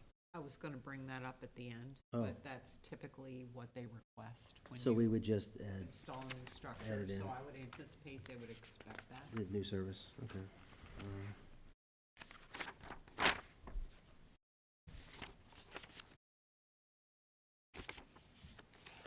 You said fire department has no issues, correct? That's it. All right, and for this project, be appointing Jerry as voting member. So we have 5, and Attorney Clower. Good evening, Mr. Chair, members of the board. For the record, my name is Kevin Clower. I'm an attorney with Ahmet Clower Law Firm here in Falmouth, and I'm here tonight representing the applicants, Brendan and Alexandra Madigan, the owners of 20-foot Oakwood Avenue. The applicants couldn't be here with us this evening. Mr. Madigan's parents, Tom and Susan, are here with us tonight. They are seeking permission to raise the existing non-conforming garage and to construct a new pool house and plunge pool on the lot behind the existing dwelling.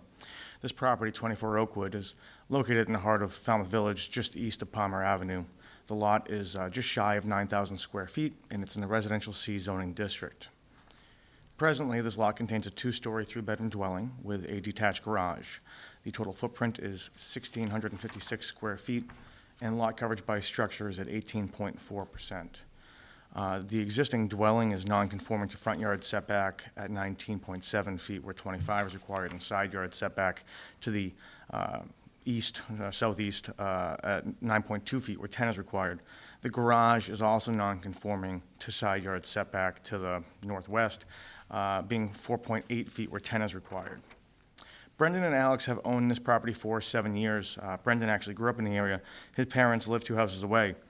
Truthfully, I haven't met Brendan in person, but have known his parents and his brother for almost 15 years. They're good people. They're good and kind people, and they're the kind of people that make Falmouth special. And I'm happy to be here tonight on their behalf. The applicants have 2 young children and family that visit often. They want to improve this space and remove a garage that they have little need for. In order to improve their outdoor space, they're seeking to install a pool and a pool house, which is going to be much more entertaining and enjoyable than the existing garage.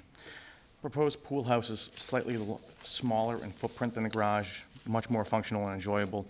The lot coverage by structure will increase slightly by 85 square feet, resulting lot coverage by structures at 19.4%, under the 20% allowed by right. The ridge height of the proposed pool house is 20 feet, which is below the 22 feet allowed. And the only affected nonconformity is the side yard setback to the garage, which is being improved from 4.8 feet to 7 feet. It can't actually be made fully conforming due to the location of the septic system. We did obtain the septic as-built cards in order to place that on the plan, and they can't come any further away from the side yard setback than they have. The applicant will be applying for a septic upgrade in order to increase the system to a 4-bedroom. There's no intent to use the pool house as a bedroom at all, but they realize that it doesn't meet the definition and want to comply with the requirements. They considered either eliminating a bedroom in the main house, not winterizing the pool house at all, or upgrading the septic, and after some debate, they decided to upgrade the septic. We did show on the plan there is space to upgrade the leaching field, and they will be submitting an application with the Board of Health shortly, which was indicated in the updated referral from Mr. McGann. And as he noted, that will be required for a building permit. I believe that if the board's inclined to approve this, they can condition any approval upon the applicant obtaining approval, or else would have to come back in order to modify the application. Because of the side yard setback, this requires a special permit under 240-10.2A, previously 243C, which allows for pre-existing non-conforming structures to be altered, provided the board finds that it's not substantially more detrimental than what exists. In order to determine this, the board considers the standards of 240-12.1E, formerly 216, and whether or not the alteration creates any new dimensional nonconformities, impairs views and vistas, and reasonably conforms to the neighborhood. In this instance, there's no new nonconformity created. The only affected nonconformity, the side yard setback to the garage, is improved from 4.8 to 7 feet. Otherwise, it complies with rear yard setback and lot coverage requirements by both structure and structures, paving, and parking. There's no impact of views and vistas. It's set behind the home. It's really not visible from the public way, and the design remains consistent with the neighborhood. The applicant's proposal is an improvement for the applicant's use. It removes an older garage, which is of little use to the applicant, and replaces it with a more useful and enjoyable structure and pool. It doesn't create any new dimensional nonconformities. It improves the existing nonconformity, and the result is an attractive, useful structure that is in character with the neighborhood in design, size, and scope. There's no adverse effects, and certainly none that would overbalance the benefits that were described. I believe it meets the requirements of 240-10.2A and 240-12.1E. Based on this information, I would ask that this board grant the special permit. I'd be glad to address any questions that you might have at this time. Thank you. Thank you, Attorney Clower. Board questions? Barry, anything? Not for me. James? No questions, looks like a nice project. Scott? Attorney Clower. Yes, sir. Given the upgrades to the property, how do you plan on, in the event of a septic failure, how do you plan on accessing that? I believe there's space on either side of the house to access the backyard. I believe that they can get there either way. And With a septic tank? yes, If you look at the proposed plans, Mhm. and if you're coming in to the northeast on the old driveway, Mhm. you've got the pool right there, Mhm. and then you've got the proposed cabana right there, Mhm. and then you see where the septic tank is tucked? Mhm. You're telling me you can get to that? I can't. I don't believe that there would be an issue with them getting to the property. I believe that they could access it on either side of the house. They have clearance of over 10 feet on one side and clearance of just shy of 10 feet on the other. It is a tight neighborhood. It's a narrow lot, but I think that they could certainly find a way to make that work. Okay. Thank you, Mr. Chairman. Thank you, Scott. Bob, anything?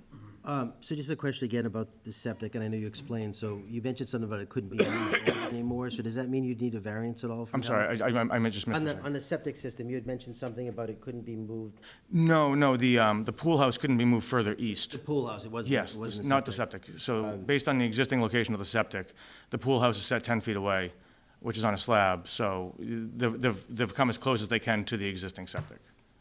Okay, I guess my only, I don't know how much a question is, but it's the same concern I have with all of these, is that what the health said, that basically these look like separate dwellings on a lot because they have the kitchenettes with the bar sink, plus they have a full bath.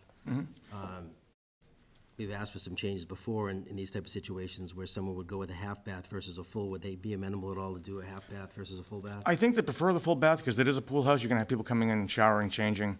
I think that there is no cooking facilities in the pool house. I think that can certainly, well, that is per plan, but also that can be conditioned.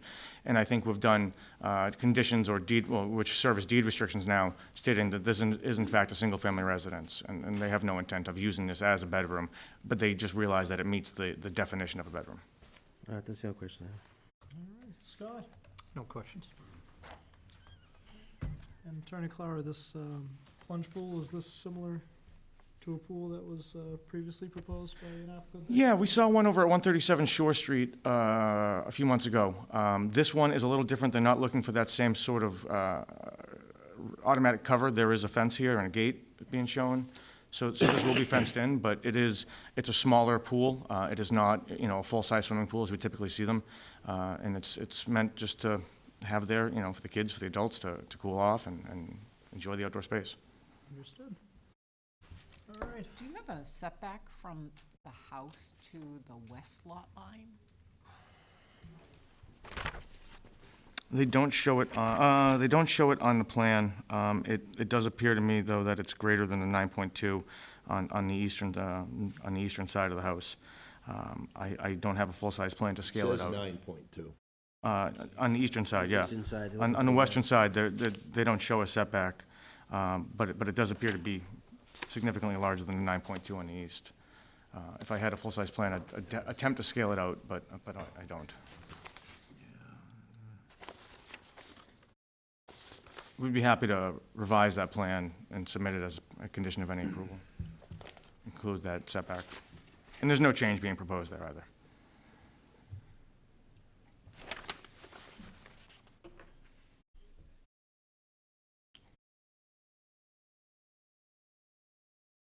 I guess is there any planned AC in that back unit?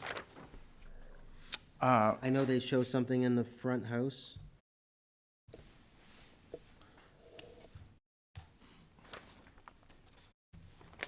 If not, I'll just assume they're not.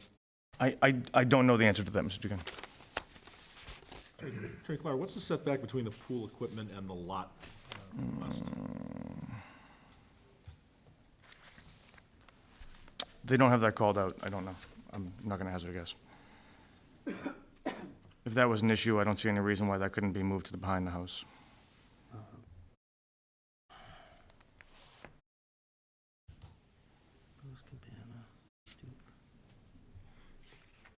Any other questions from the board at the moment? No opposition on the file, Mr. Dugan? There's no one's, I don't think anyone's even reviewed it. But on Mr. Morse's question, so where is currently the pool equipment? It's shown on the left-hand side of the cabana towards the northern end. Oh, I see it, that little square. 24 plus square feet.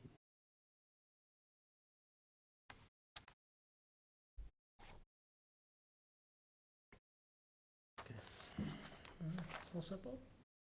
Yeah, I So guess. I'll turn it over to public comment. Public comment, any questions, comments, or concerns regarding this project? All right, seeing none, back to the board. Any other follow-up questions from the board? No, I guess my only question for the board would be in general is, I know they can be updated on the plan, so right now it looks like we need the setbacks from the house to the west. We need the setbacks from the pool equipment. I know we can, the pool dimensions.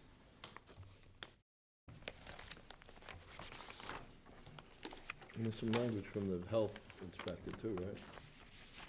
Well, we'll need language for a condition. The situation here is that they'd have to comply with Board of Health, and then once they make the application, they'll probably know if they can do this or not. But until they get that from Board of Health, we would just make it subject to Board of Health approval for a four-bedroom system on the Before the site. permit's issued. Yeah, prior to any permit. And that's what he wrote. Yeah, no, prior to any permit. And that'll say whether they have to come back here or not. That's exactly what I suggested. I think that's perfectly. Spoke to him today? I emailed with Scott today. That was today. Yeah. Yeah, so just for clarification, Scott, so it says, this is from Scott McGann, that he believes the applicant's intent is to construct a four-bedroom septic to accommodate the increased flow resulting in the pool cabana. As with all building permits that require a new septic, Health will not sign off on the building permit application for the project until the four-bedroom septic system permit application has been approved. And they cannot determine whether or not the septic plan will be approved until they actually receive the application. So we would just condition it on an approved application from the Board of Health for the required four-bedroom system. Fair enough. So do you have the? And if we couldn't satisfy that, we'd have to come back and seek a modification. Back anyways, yeah. All right, So then I'd make a motion to close if everyone's satisfied. sure. So motion closed made by Bob, is there a second? Second. Second by James, all those in favor? Aye. Passes unanimously, hearing is closed, no more testimony may be taken. So motion to approve with conditions. Second. All right, thank you, Bob, thank you, James. Findings? 240, 10.2A, 240, 12.1E. Put in a finding that the home currently has a three-bedroom septic system. Did not satisfy the building of the cabana, because that would be considered a fourth bedroom. Board of Health submitted a memo as of today that currently there's been no application made for a four-bedroom septic system, but they believe the applicant does intend to make an application with the Board of Health for a four-bedroom septic system. Health cannot determine whether or not that septic plan would be approved until they receive the application. And as with all building permits that require a new septic, Health will not sign off on the building permit application for the project until a 4-bedroom septic system permit has been approved. They're planning a raising of the garage, building a pool cabana, and putting in the plunge pool as described in the plans. You can list for finding the dimensions that are currently missing from the plans and put that the applicant is amenable to updating the revised plans to include those. Applicant stated he's gonna give us the sidewall dimensions. Sidewall dimensions. Setback. And then there are currently Okay. the proposed lot coverage will increase to 19.4, which is under the 20% allowed by right. The northwest side yard, nonconformity of 4.8 will be increasing to 7.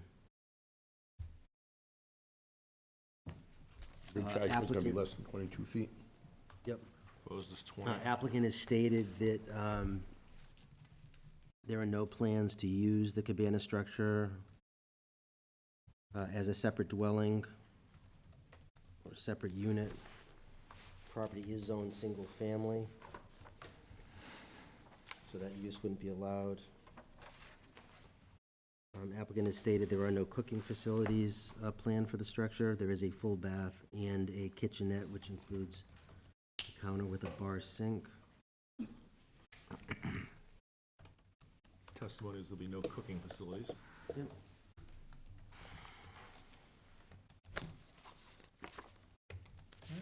Anything else for findings? No new nonconformities, existing nonconformities being reduced from 4.8 feet to 7.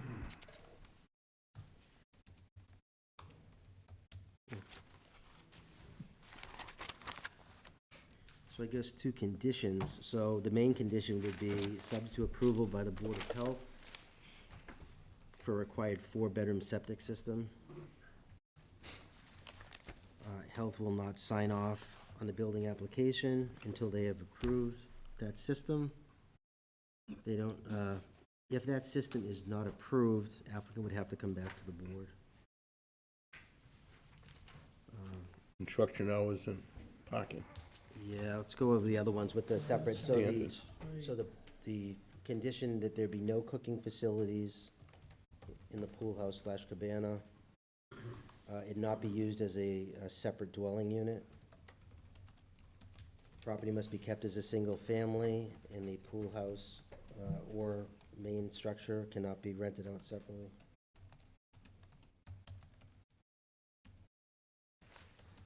Put as a finding that with the plunge pool, they show the fencing and the gate as required. Did we mention per revised plan since we Yeah, want we'll those dimensions in we're gonna there? we'll have to put, yeah, per revised plans that maybe the administrator can okay the approval.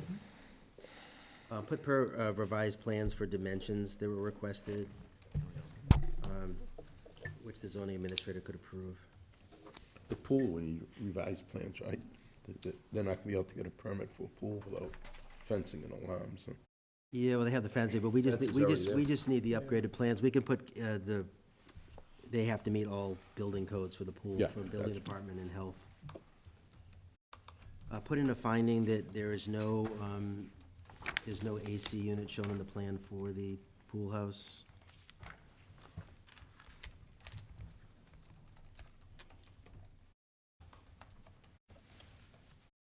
I guess, let's see, what did they do? They added what is the finding that the pool house itself meets the definition of a bedroom because it creates privacy in a separate structure?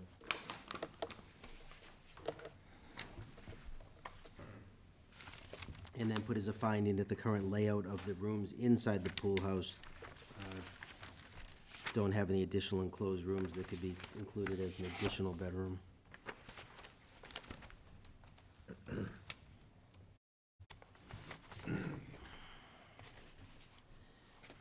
Construction hours, Our normal hours? the normal hours. Again, try to keep the vehicles and construction materials on site. If they would have to refer to the police department if they had anything that they had to affect the main roadway.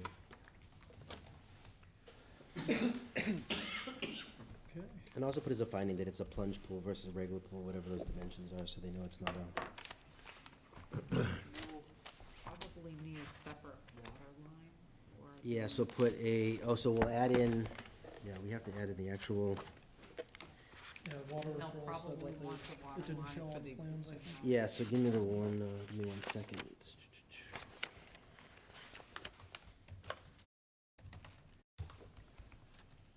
I'll also put that as a condition, the addition of dry wells for stormwater infiltration.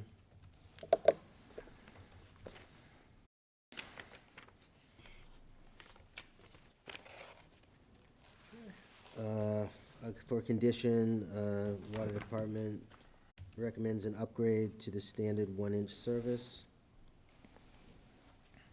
Put in the finding that their current home has a water from a 3/4 service to a 6-inch main in Oakwood Ave.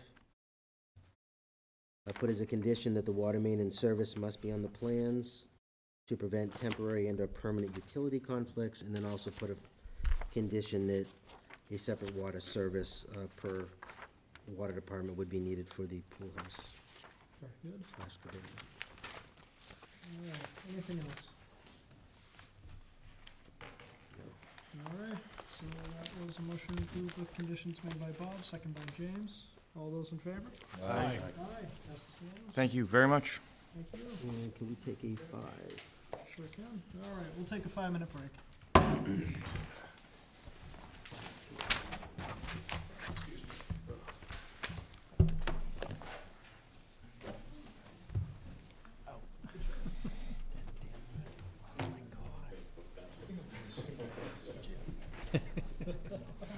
Just wait.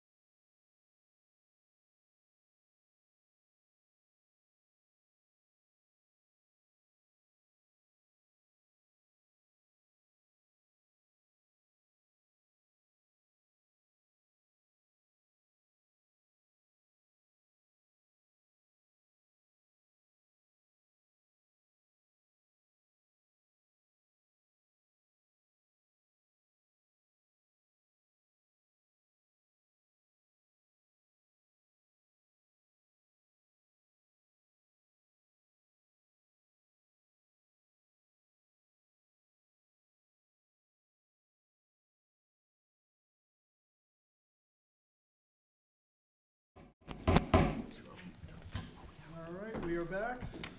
Up next, we have application 9-22, Good Tui, trustee, 15 Rock Street in North Falmouth, requesting a special permit to construct an addition to the pre-existing non-conforming single-family dwelling. Okay, application 99-22, Barbara Goodtoohey, trustee, 57 Twin Fawn Drive, Hanover, Mass. Applied to the zoning board of appeals for a special permit pursuant to sections 240-10.2A of the Code of Falmouth to construct an addition to the pre-existing non-conforming single-family dwelling on subject property known as 15 Rock Street, North Falmouth.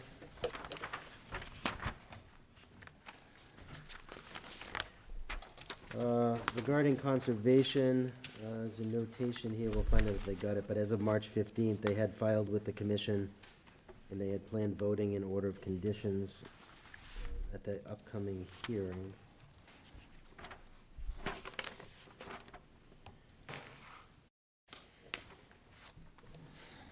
Which is an update from the project did require filing with their department. From engineering, the application was reviewed for impacts to public rights-of-way and public utilities. Rock Street is a private right-of-way in this area. Any connections or alterations to public utilities would require permission from the appropriate town department. The project was not direct any stormwater runoff to public property, abutters, or public rights-of-way. Where the project falls in the jurisdiction of the Conservation Commission, they defer to that commission for stormwater management and construction erosion controls. From Health Department, the property is on town sewer, so no issues with health. From the Water Department, the water main and service must be on the plans to avoid any temporary or permanent utility conflicts. The existing home is fed with a 1-inch service from a 2-inch main in Rock Street.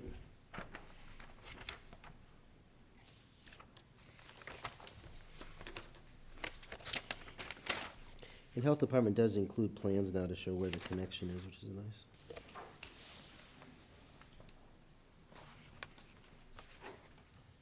Fire Department has no issues with the project as drawn.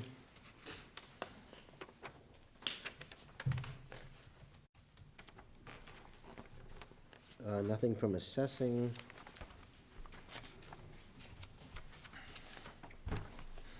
Nothing on planning either. Nothing from planning.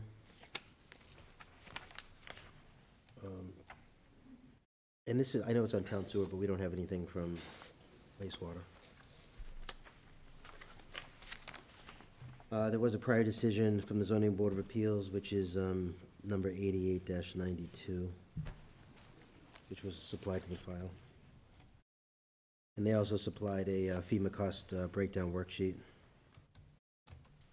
All right, and for this project, we'll be appointing Scott as voting member, so we have 5, and Lieutenant Flower. Good evening again. For the record, Kevin Clower. I am here this evening representing Barbara Good-Toohey, the trustee of the 15 Rock Street Nominee Trust. She's the owner of 15 Rock Street and the applicant in this matter. I'm joined tonight by the architect, Denise Benoli. Ms. Good-Toohey is seeking to alter the existing non-conforming dwelling by the addition of a small addition on the northern side of the house. 15 Rock Street is located in New Silver Beach on the shores of Wild Harbor. It is a very dense, very seasonal neighborhood. The lot is 8,600 square feet. It's located in the RC zoning district, and this property is located in the VE18 flood zone. The existing dwelling is a 2-story, 5-bedroom dwelling with a footprint of 1,275 square feet. The lot coverage by structure is 14.81. It's non-conforming to the side yard setback to both the south and the north at 2.4 feet and 3.8 feet respectively, where 10 feet is required. The non-conforming setback in question will be the side yard setback to the north, which is currently 3.8 feet. Otherwise, the existing dwelling complies with front and rear yard setbacks as well as lot coverage requirements. This property has been owned by the Good family for over 20 years. Gerald Good Sr., the patriarch of the family at 89 years young, is the primary user of the property. At this point, taking stairs daily is proving both difficult and dangerous, so the applicants are here tonight seeking to modify the floor plans with that small addition in order to eliminate a bedroom on the second floor and relocate it to the first floor, that is the entire driving force behind this request.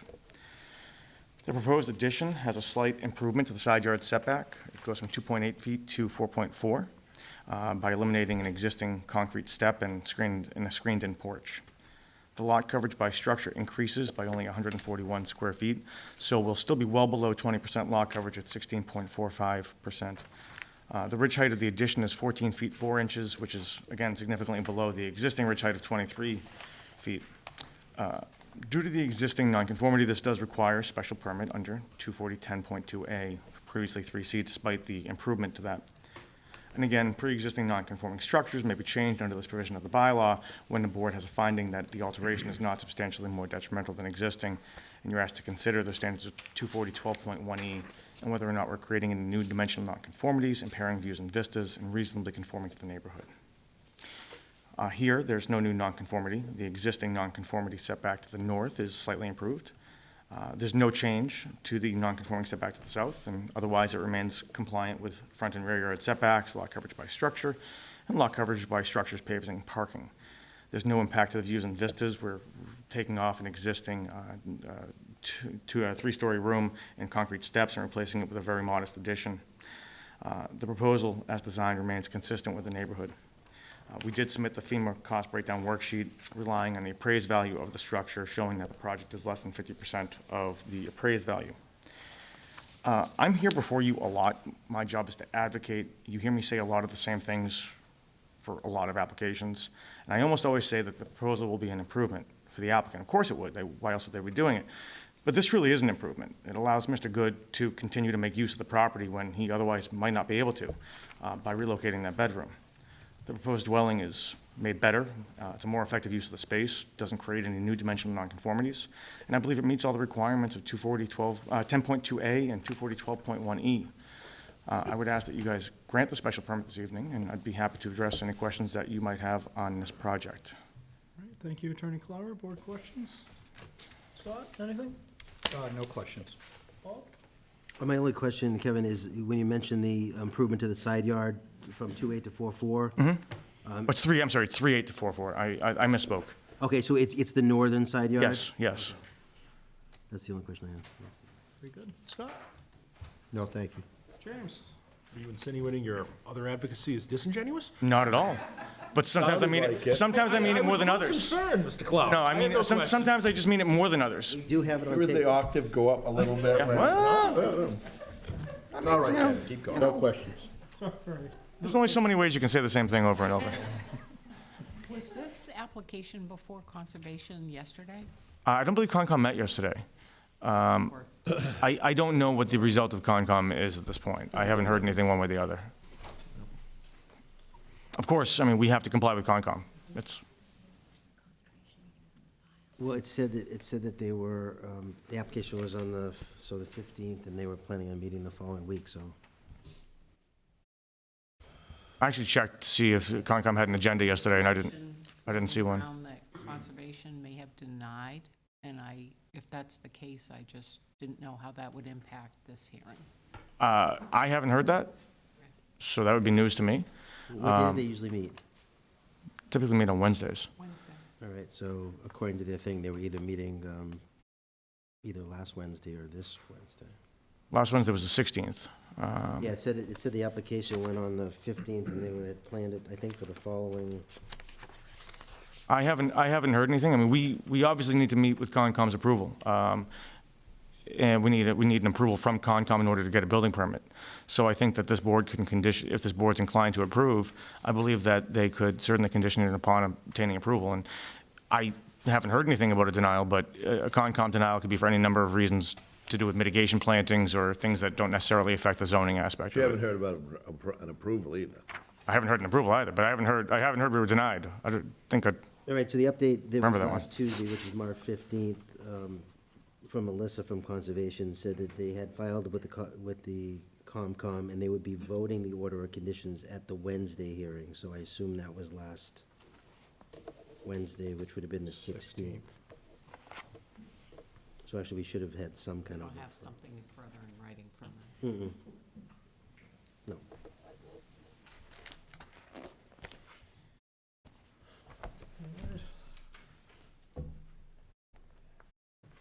Well, let's get public comment out of the way, just make sure no one's out there. Public comments, any questions, comments, or concerns? Yes, I'd like to say something. Sure, if you'd like to come on up. I think you can probably hear Sure, me. come on up to the podium, please. All right, nothing really special. It's for the TV at home, it's not Yeah. for anyone else. It's just- Okay. Tell us your name and address and right. whatever comment you might have. My name is Ron Johnson. I've lived at New Silver Beach for 66 years, and I know the goods. Actually, I think I've known them for 4 generations now. Our family's been down 4 or 5 generations. We all grew up in New Silver Beach. In fact, I see the name Mr. Duggan. Duggan's was a famous name in our neighborhood. Still famous. More famous. I used to play sports. That And famous. More famous. I used to play sports with a lot of the Duggans, the Duggan brothers, and actually the neighbor is the Duggan, Mr. Good. It's kind of a coincidence because the man that sits next to me looks just like Jerry Good, the senior, the one that's that we need this addition. But he walks with a walker. He's got a lot of spunk. He's in the car business, and his boys are in the 2nd generation car business. Good brothers, I'm sure. That Good brothers in Randolph, and now the boys 2nd generation Good brothers in Weymouth. So the father, like the attorney said, he's 89 years old. Next week, or within a month, he's gonna be 90 years old. He gets around with a walker. And I worked for Barbara 2 weeks ago, and I said, I saw your name in the paper for this hearing coming up. I said, what's going on?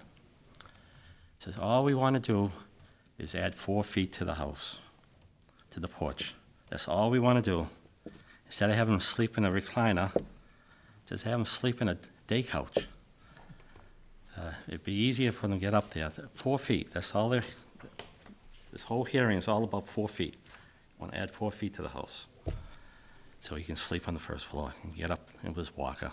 He still drives. He was walking he had a golden retriever for many, many years. He'd walk. And I know the family, and that's what Barbara told me 2 weeks ago when I did some work for her. That's So all you're we in want. favor? Excuse me? You're in favor of the project? Absolutely, 100%, 100%. I'm sure all the neighbors would too.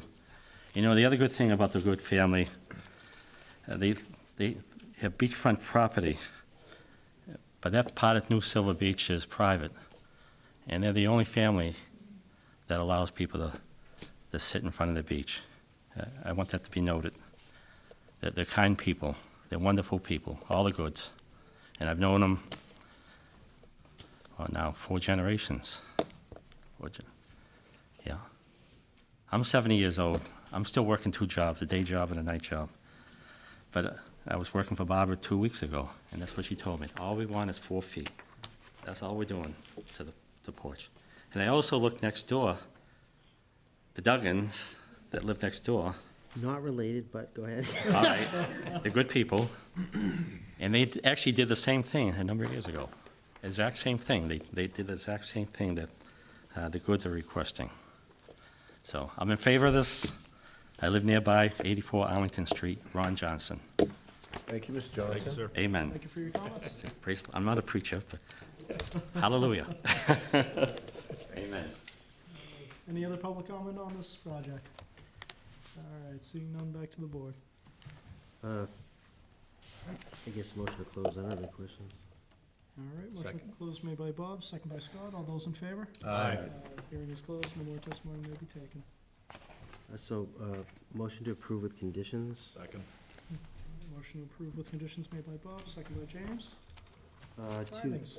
Okay, so, 240, 12.1E, 240, 10.2A, properties located in VE 18 flood zone. Applicant submitted a FEMA breakdown worksheet based on the appraisal value showing that it complies with the 50% rule. Current property, they're relocating a second floor bedroom to a first floor addition and limiting one of the second floor bedrooms by adding a 4-foot cased opening. Lot coverage by structures 14.81 going to 16.45. Under the 20% allowed, the ridge height of the addition will be 14.4, which is lower than the home.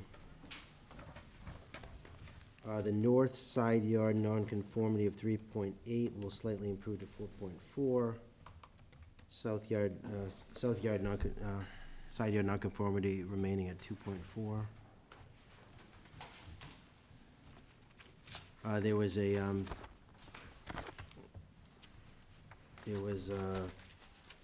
one neighbor that spoke in support of the project. And you can list Ron Johnson as from the testimony. Probably should say no oppositions. Sometimes it's No, a yep, two-headed sword. no opposition shown. It's in a flood zone. FEMA comparison sheet was submitted. File states that application was given to conservation on the March 15th, but we've received no update on an approval or denial from conservation, and project would be subject to an approval by conservation. It's on town sewer. Also, property is on town sewer, but notate that we don't have any referral from wastewater, but we do have referral from health that they're fine because it's on town sewer. Water. Put the finding that there was a previous permit, 88-92. Do you want language out of the Concom? Yeah, and on that previous As well. application, just put that had to do with a reconstruction from a hurricane bomb.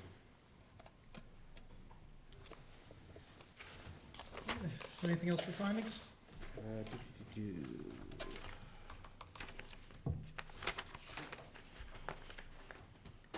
Existing home is fed with a 1-inch service from a 2-inch main in Rock Street.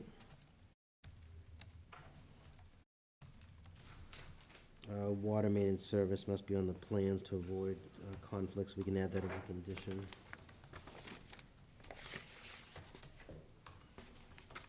Just double check engineering. So Noreen, on erosion sediment controls, what would we just do? We'd just defer to conservation? I would recommend that you have the applicant follow the town soil erosion sediment. Okay, so we'll add that in. So applicant will follow the soil erosion and sediment control conditions found on the engineering website. See if, Yep, and as amended by Conservation Commission.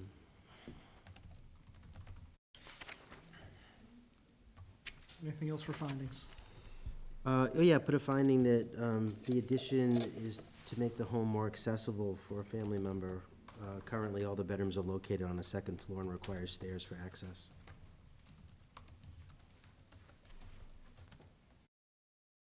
And the Dugans were famous at one point. Yes, I need to find out who they are now. No, never mind, not that. Conditions? So I guess the main condition would be an approval by Conservation Commission for this project. Which would include any conditions. That would be conditionally, right? Yeah. It would have to be. Yeah, it has to be a conditional approval. Yeah, it has to be conditional, so we would condition this on receiving an approval from Conservation Commission, along with all the conditions that they add to the permit. Because we don't have a draft of that. And then we would condition this on, of course, per plans.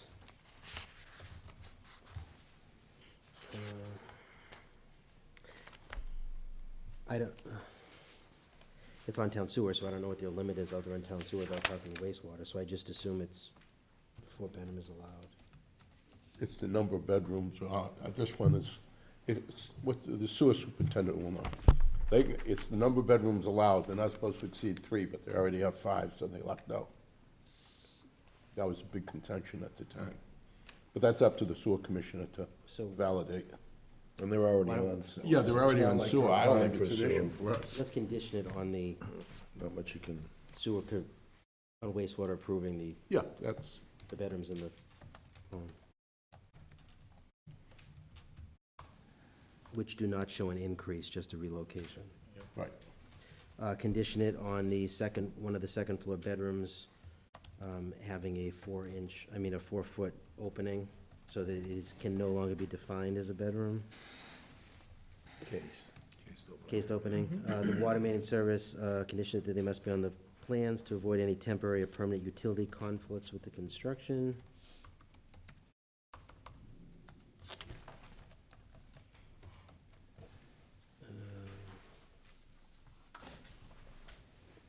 Am I missing?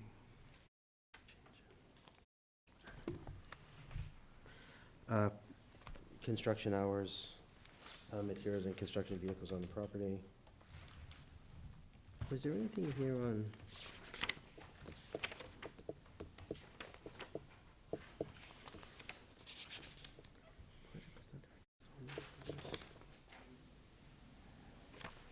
Let me just check some of the plans.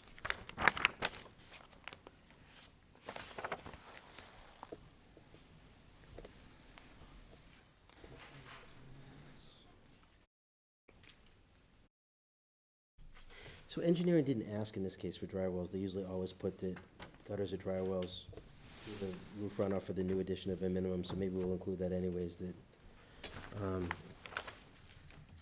gutters, downspouts, dry wells for the new roof area at a minimum.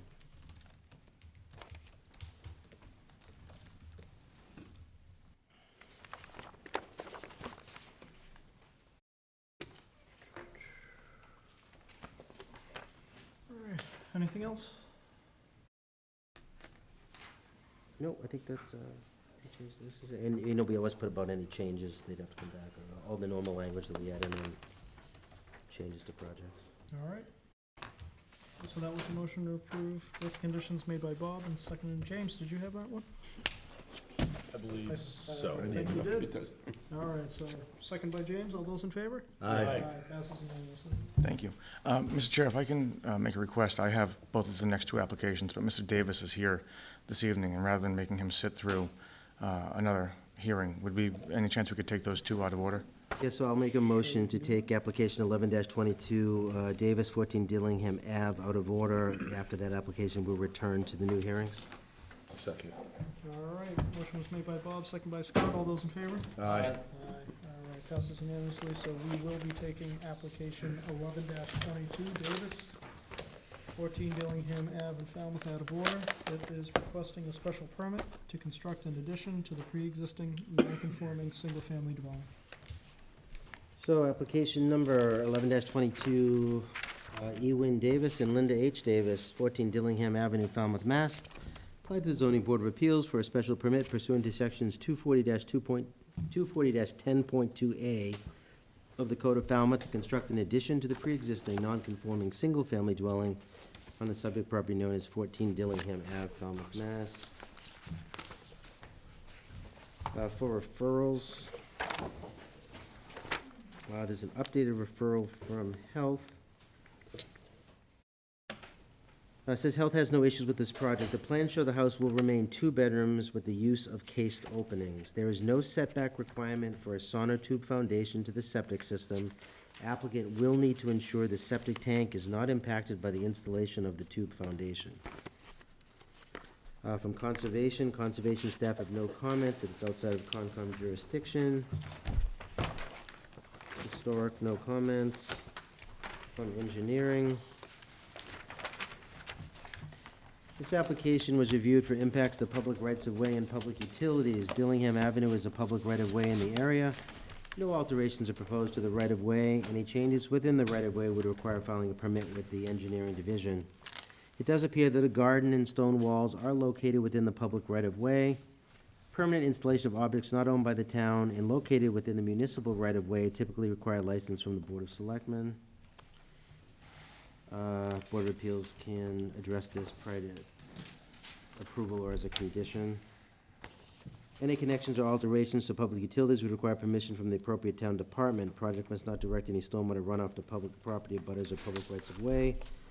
We recommend the board add a condition for dry wells for stormwater infiltration for the new roof at a minimum.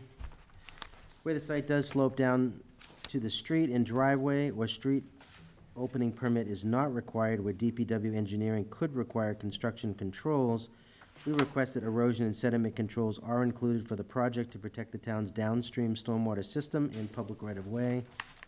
We recommend the plans be revised to include a demarcated limit of work and include proposed erosion and sediment controls. Construction of this project shall follow the town's soil erosion and sediment control standard conditions found on the Engineering Division's page of the town's website. Any reference to Department of Public Works Engineering would be replaced by Zoning Board of Appeals. That's the permitting department for the project. Planning has no comments. From the Water Department, water service must be on the plans. The existing service is 1 inch and is tied into the 6-inch main in Dillingham Ave. The existing meter is inside the home, is not in a pit. The proposal meets Falmouth Water Department standards. Once the service is shown on the plans to eliminate any temporary or permanent utility conflicts. No comment from assessors. There is a note in support from Ken and Nicolette Buckland at 22 Dillingham Ave to the ZBA as a direct abutter to the proposed building improvements. We fully support the Davis proposal. It would be a great addition to the neighborhood. And that is it.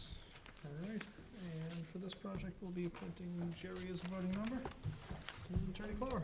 Good evening again. For the record, Kevin Clower. I'm here tonight representing Ewin and Linda Davis, the owners of 14 Dillingham Avenue. Mr. Davis is here with us this evening.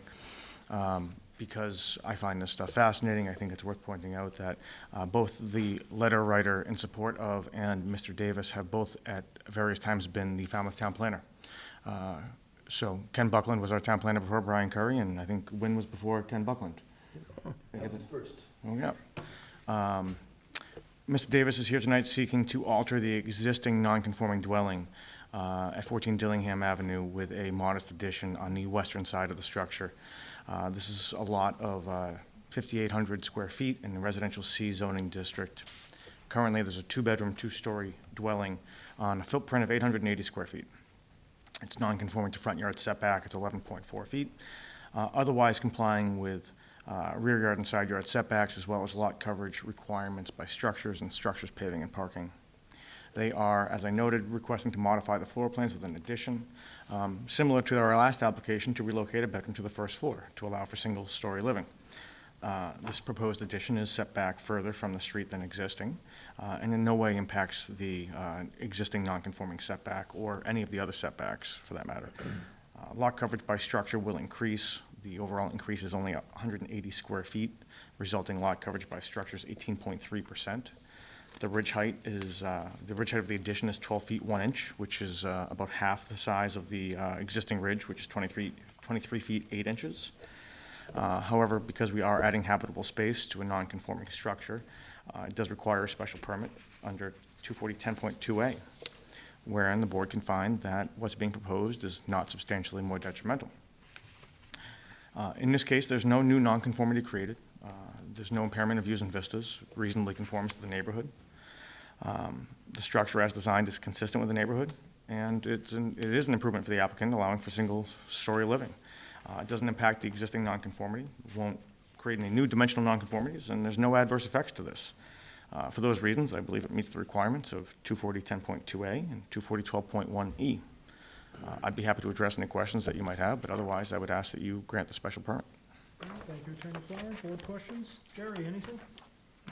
None at this time, looks good. James? No questions. Scott? None for me. Bob?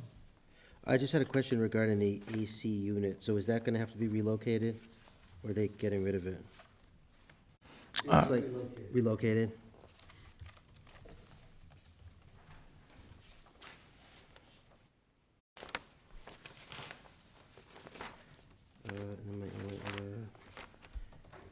And again, Kevin, what was the ridge height on the addition?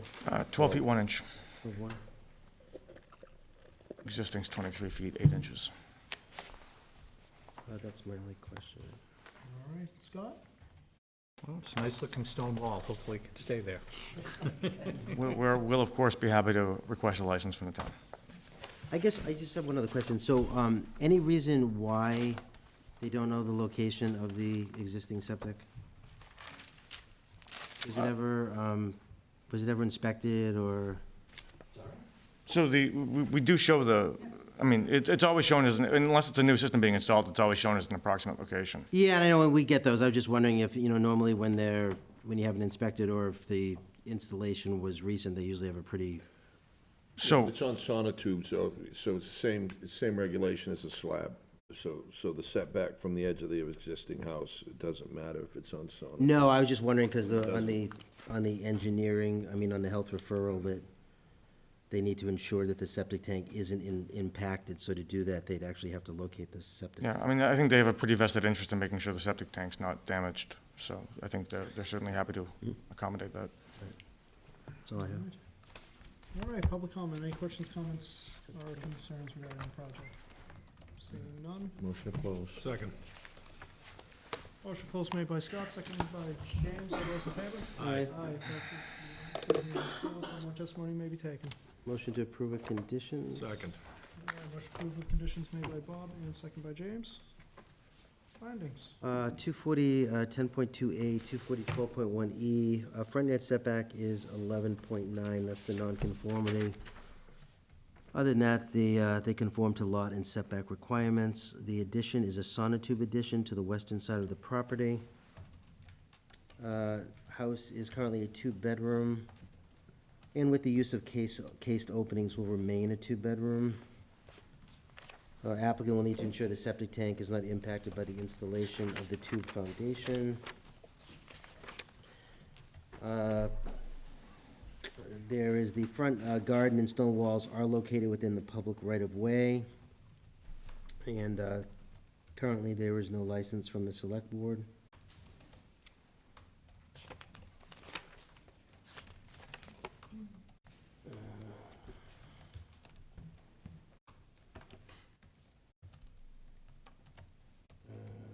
Engineering is asking that the addition of dry wells be shown on the plan.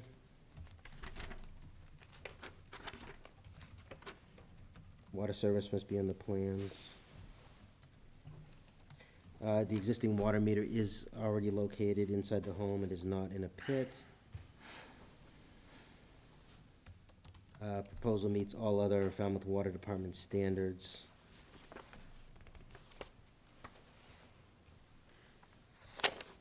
Because it's a sonotube foundation, that meets the distance from the septic for health.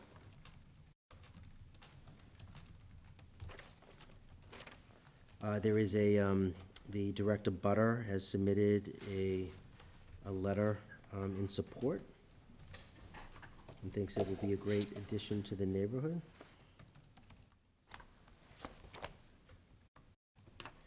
And the current, the addition, the ridge height of the addition will be 12.1 inch, which is significantly lower than the rest of the property.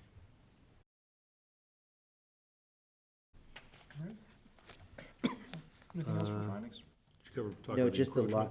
the lot coverage. We'll have to list the lot coverages. Existing two-bedroom dwelling with the shed and the footprint is 880 square feet. The proposed will be 1196. It's 1068, sorry, that's, Okay, I'm sorry, 1068.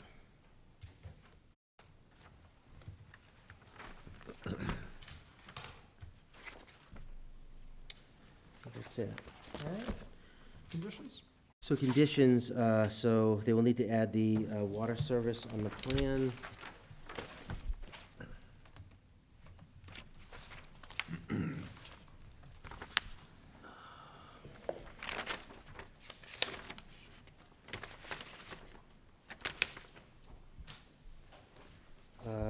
Will require, wait a second here. Since we put in the finding, so we would require them to seek a license from the Board of Selectmen for the gardens and rock wall that are currently in the right-of-way. How do we usually do that, Noreen? We don't do it before they get a building permit, we just have it as sign-off? Just request that they apply. Okay. Did you put in the findings that downspout drainage off that shed roof? We're gonna put that as a condition that they have to, Well, it doesn't show on the plan. no, it's not on there, so we're gonna condition the addition of dry wells for the new roof area to minimum. We'll also condition, construction shall follow the town soil erosion sediment control standard conditions with the zoning board of appeals as the permitting authority. And condition that, that the plans are revised to include a demarcated limit of work, which includes the proposed oil and sediment controls.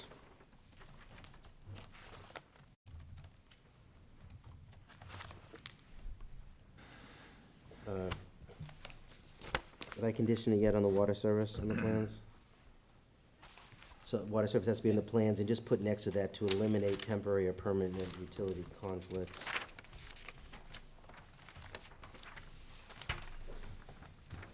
Other than that, per plans, construction hours, I don't know how realistic it is to have all the construction and equipment and materials on site, because it's a tight street, so if they need, so they may need to relate to the police department if they need any kind of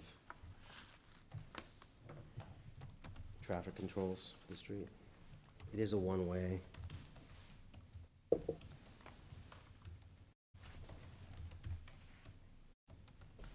And also condition that the applicant will need to ensure that the septic tank is not impacted by the installation of the sonotube foundation. Given it's in his best interest. Yeah. Given it's in best interest and that there's only an approximate location shown on the plans. All right. Anything else? No, I mean, it's a nice project in general. Mm-hmm. All right, so that was a motion approved with conditions made by Bob, second by James. All those in favor? Aye. All right, Thank you passes very much. unanimously. But, sir, Thank you. And that's unconditional, thank you.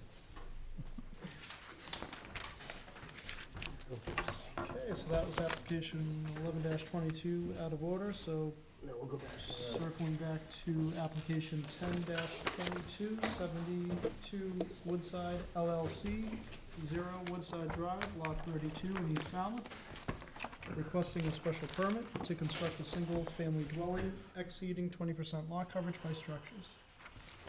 Application 10-22, 72 Woodside LLC, 144 Winter Street, Rentham, Mass. Applied to the Zoning Board of Appeals for a special permit pursuant to sections 240-11.3A4 of the Code of Falmouth to construct a single-family dwelling exceeding 20% lot coverage by structures on a subject property known as 0 Woodside Drive, Lot 32, East Falmouth, Mass.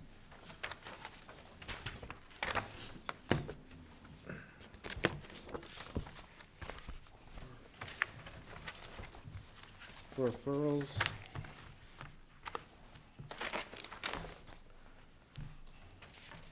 An update from Scott Schluter with engineering. Dry wells are shown on the plans as recommended.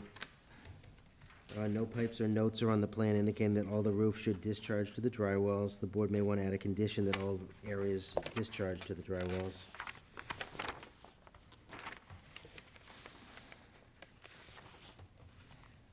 Conservation staff have no comments in the above referenced project. It appears outside Concom jurisdiction.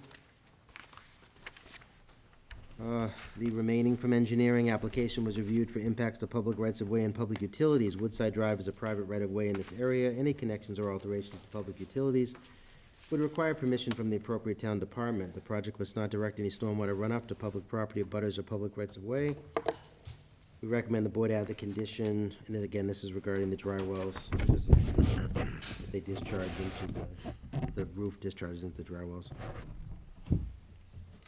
Before engineering signs off on a building permit, an address assignment is required. The applicant can wait until then, contact the engineering division before, and we will assign an address. We also recommend including subsection 99.1, affixing of legible numbers, time limit for compliance. Upon completion of construction, the applicant shall post the address of this residence per subsection 99.1. From water, the water main and service are on the plans as required. Town water is available from the 6-inch main in Woodside Drive. The proposed water service must be 1 inch or larger per town standards, and the water meter must be in the new home and not in the pit. From assessing, in order for the assessors to sign off on a building permit, the owner will need to have an assigned street number for their building permit. From the health department, the septic system design appears to meet Title V for 4 bedrooms, and there are 4 bedrooms depicted in the floor plan, so health has no objections to the project. Building department, no. Yeah, building department, no comments.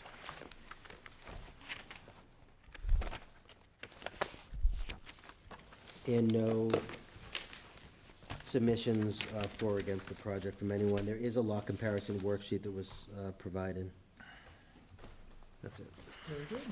And I'll be appointing Scott as a member, voting member on this, and Attorney Clower. Good evening again. For the record, Kevin Clower. I'm here at this point representing Michael and Crystal O'Brien in their capacity as managers of 72 Woodside LLC, which is the owner of this property. They're seeking permission to construct a new single-family residence at the property known as 0 Woodside Drive, which is lot 32 on the plan of record. This property is located in Seacoast Shores at the southern end of the peninsula. The lot is 7,867 square feet. It's in the residential C zoning district, and it is not in a flood zone. Presently, this is a vacant lot, and the applicants have proposed a new 4-bedroom, single-family dwelling with a 1-car garage. This dwelling will conform with all setback requirements, as well as lot coverage by structures, paving, and parking. The proposed ridge height is 26 feet 8 inches, which is well below the 35 feet allowed by right. The proposed footprint is 1,912 square feet. That's 24.3% lot coverage by structure. That lot coverage necessitates a special permit under Section 240.11.3A4, formerly Section 240.69E. That section allows the zoning board to grant a special permit for lot coverage by structure exceeding 20%, and you're asked to consider the size and height of the structure related to the average size and height of structures in the neighborhood, the effects of shadow on adjacent properties, the impacts on views and vistas from public ways, and the effect of nitrogen on coastal embayments. Seacoast Shores is a very varied and changing neighborhood. It contains homes that are both quite modest in size and also some very substantial properties. I believe that the applicant has struck a fine balance, designing a property that fits into the neighborhood and achieves their goals and needs. We did submit that lot comparison worksheet that was mentioned. We looked at 43 properties within 300 feet. Of those, 11 have larger footprints and 8 have greater gross floor areas. This home is by no means an outlier within the neighborhood. And it's worth noting that the proposal is only 330 square feet above the 20% lot coverage. Otherwise, it's constructed as a by right matter. They just go up higher. Though there is a home proposed here where it's vacant currently, I don't believe there's going to be a significant impact of views and vistas in public ways or a significant effect of shadow on adjacent properties because the proposal is very much in character with the nearby homes. And again, at 26 feet is substantially lower than it could be by right. There is a new Title V septic system proposed, which is designed for the appropriate number of bedrooms, so there should be very little effect on nitrogen and coastal abatements. The applicant's proposal, I think, is relatively modest in scope, especially considering what could be built by right, which would have a greater impact on nearby properties. I don't believe that there are adverse effects to this proposal that overbalance the benefits, and I believe it is in character with the neighborhood in size and scope, and I believe it meets the requirements of 240.11.3A4 and 240.12.1E1. I'd be happy to address any questions that you might have at this time. Thank you, Attorney Flower. Board questions? Scott, anything? Not at this point, no. Bob? No questions. Scott? Kevin, can you hit me with that nitrogen statement you just made again? So what I said was there's a new Title V system being installed and for a 4-bedroom system, and there's a 4-bedroom home coming in. I'm not going to say there's no effect of nitrogen, but I think it's not an overbalancing effect of nitrogen. I mean, that's So what. you weren't purporting that there was a denitrifying? No. Okay. No, it's a standard Title V system. I helped you clean that up in the I last. appreciate that. Okay. Wouldn't want a disingenuous statement. Oh, absolutely Yep. not. Certainly not. James, anything? No questions, thank you. All right, No questions. Jerry? No questions from me. Any members of the public have any questions, comments, or concerns regarding this project? Seeing none, back to the board. Just a quick question for the administrator. So I'm just going by the crosswalk. So I don't have 4 on here, so I just have 240.11.3A. I might have, That's okay, yeah. these are new numbers, I just want to make sure I'm doing the right numbers. Is it just 240.11.3A? It is, right? Okay, I just want to double check, thank you. It's actually 240.11.3A versus 4. I just want to make sure we have the right, it's for max lot coverage. Right, that's the only question I had. And that I'm good.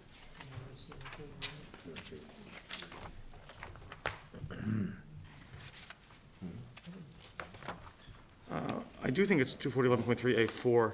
It is. That's residence B and C and agricultural B districts, lot coverage increase, maximum 25% lot coverage for a structure. All right, so we need to upgrade just for us the crosswalk. It is 4. Yeah, it's just not in this. Yeah. Trying to get it right. Can I get a copy of that? Could spell it. In all Oh, this seriousness? one? Well, Yeah. it's already wrong, so I don't think you. You know what, I'll take it. Yeah. 2 hours. 3A4, Gotta know where you've been. 2 hours. and I was on the committee, so it's not gonna have my vote.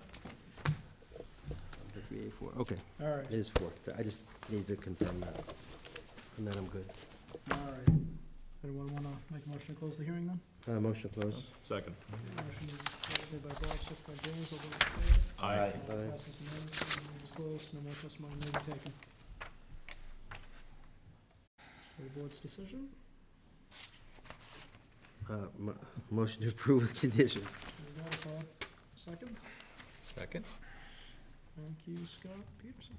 So 240.11.3A4 and 240.12.1E. It's in a residential C district. This is a vacant lot. It's not in flood zone. Total lot coverage being requested is 24.3, where 20% would be by right and up to 25% by special permit.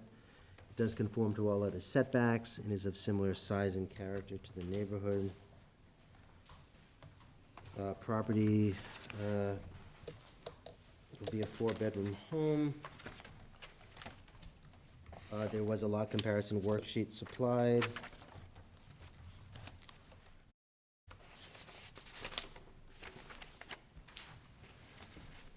Property will need,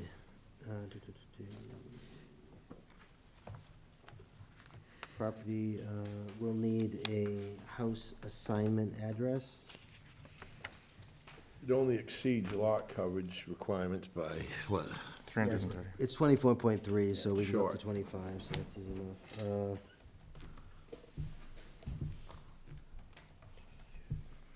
The water main and service are on the plans, as would be required. The proposed water service is 1 inch or larger to meet town standards. Water meter would be in the new home, would not be in a pit.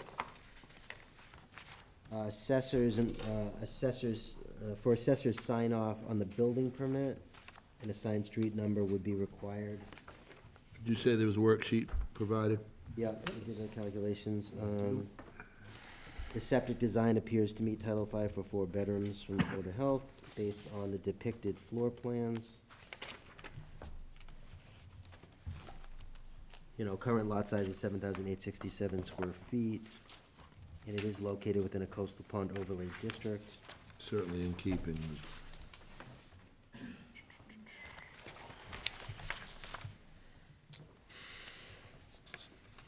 That does it for findings, Yeah, conditions? so for conditions, we're gonna make a condition on revised plans.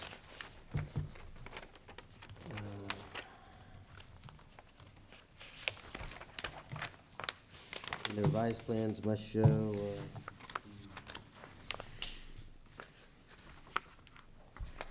Those are January plans, Bob, you're talking about? well, I just wanna check, there was something on here that had to be put on them. Bob. We added dry wells on the March 15th. plan. Yeah, they added dry wells, Is there a revision date, though? I don't see it. I didn't see it on there. 315? Yeah. Yeah, it's on. Oh, yeah. All right. So condition it on dry wells for the new roof area at a minimum. You can put as a finding that dry wells are shown on the plan, but it doesn't show the downspouts or gutters for any of the dry wells. Also condition it upon subsection 99(1), affixing of legible numbers required and time limit for compliance. Upon completion of construction, the applicant shall post the address per that subsection. Condition it on the assignment of an address for the property.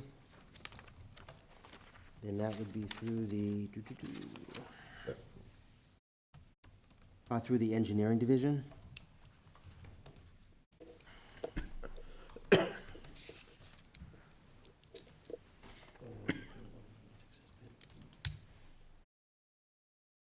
Just condition it that the water service be 1 inch or larger per town standards. Condition that water meter must be in the new home, not located in the pit.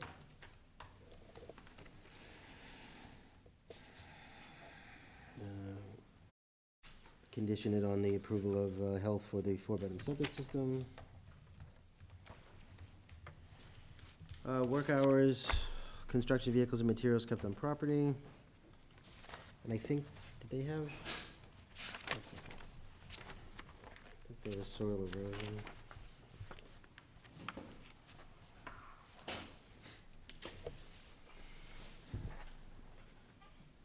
So there's no mention of soil erosion control, so, That's usually from engineering. yeah. It's pretty flat. If they're not listed on here, do we? I would just say to comply. All right, so we'll put compliance with the soil erosion and sediment control standards per the town's engineering website with the zoning board of appeals listed as the permitting authority.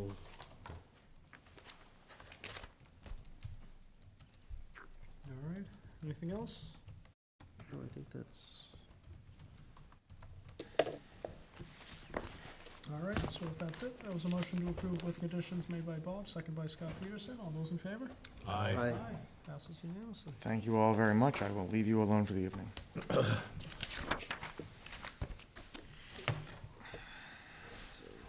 right, that does it for our new hearings. Moving on to our open meeting items. Up first, we have voting the minutes of February 24th, 2020, 2022, and March 10th, 2022. We are tabled. Tabling both? Tabling both.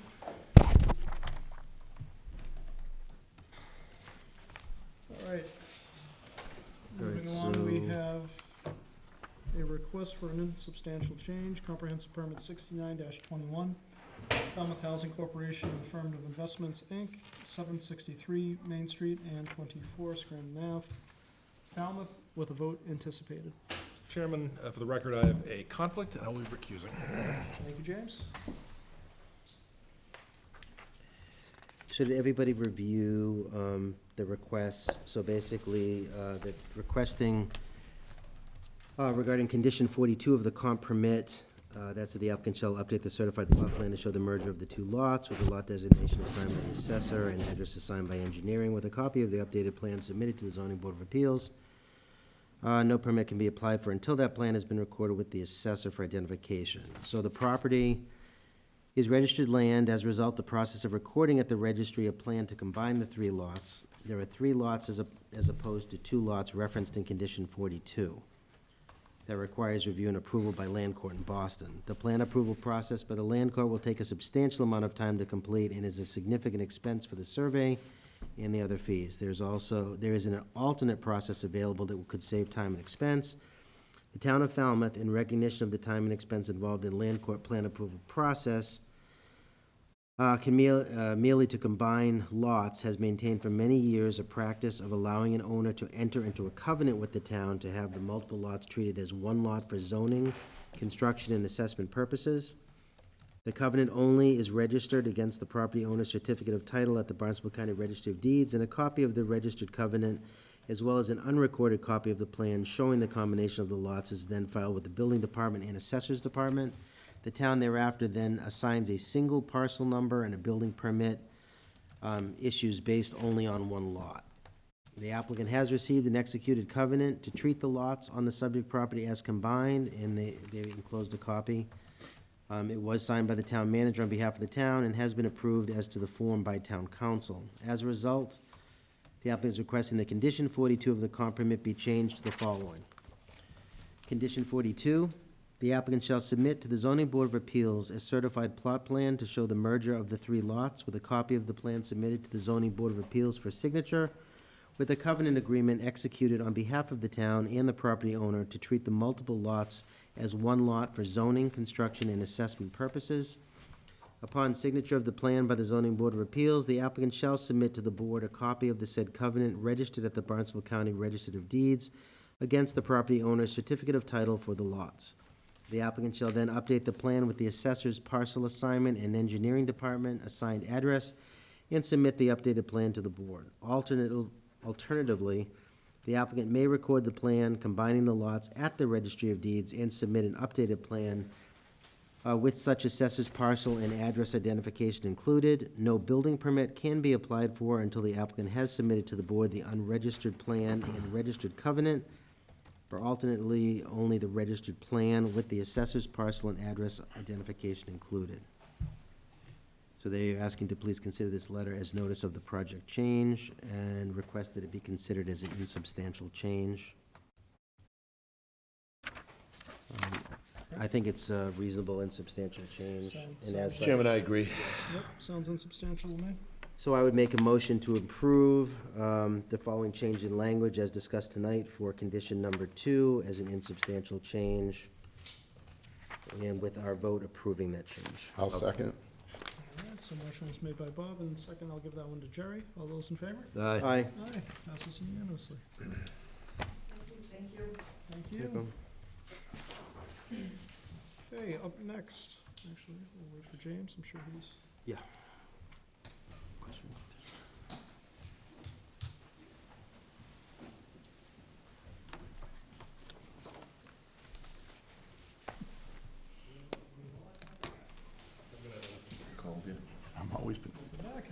coming up. We'll close that.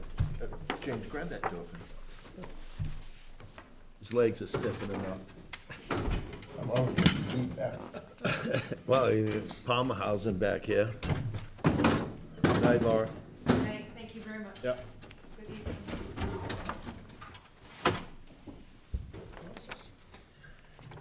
All right, up next, we have a request for insubstantial change modifications to previously approved plans, comprehensive permit 50-20, Village at Brick Hill LLC, 511 Brick Hill Road in West Falmouth, with a vote anticipated.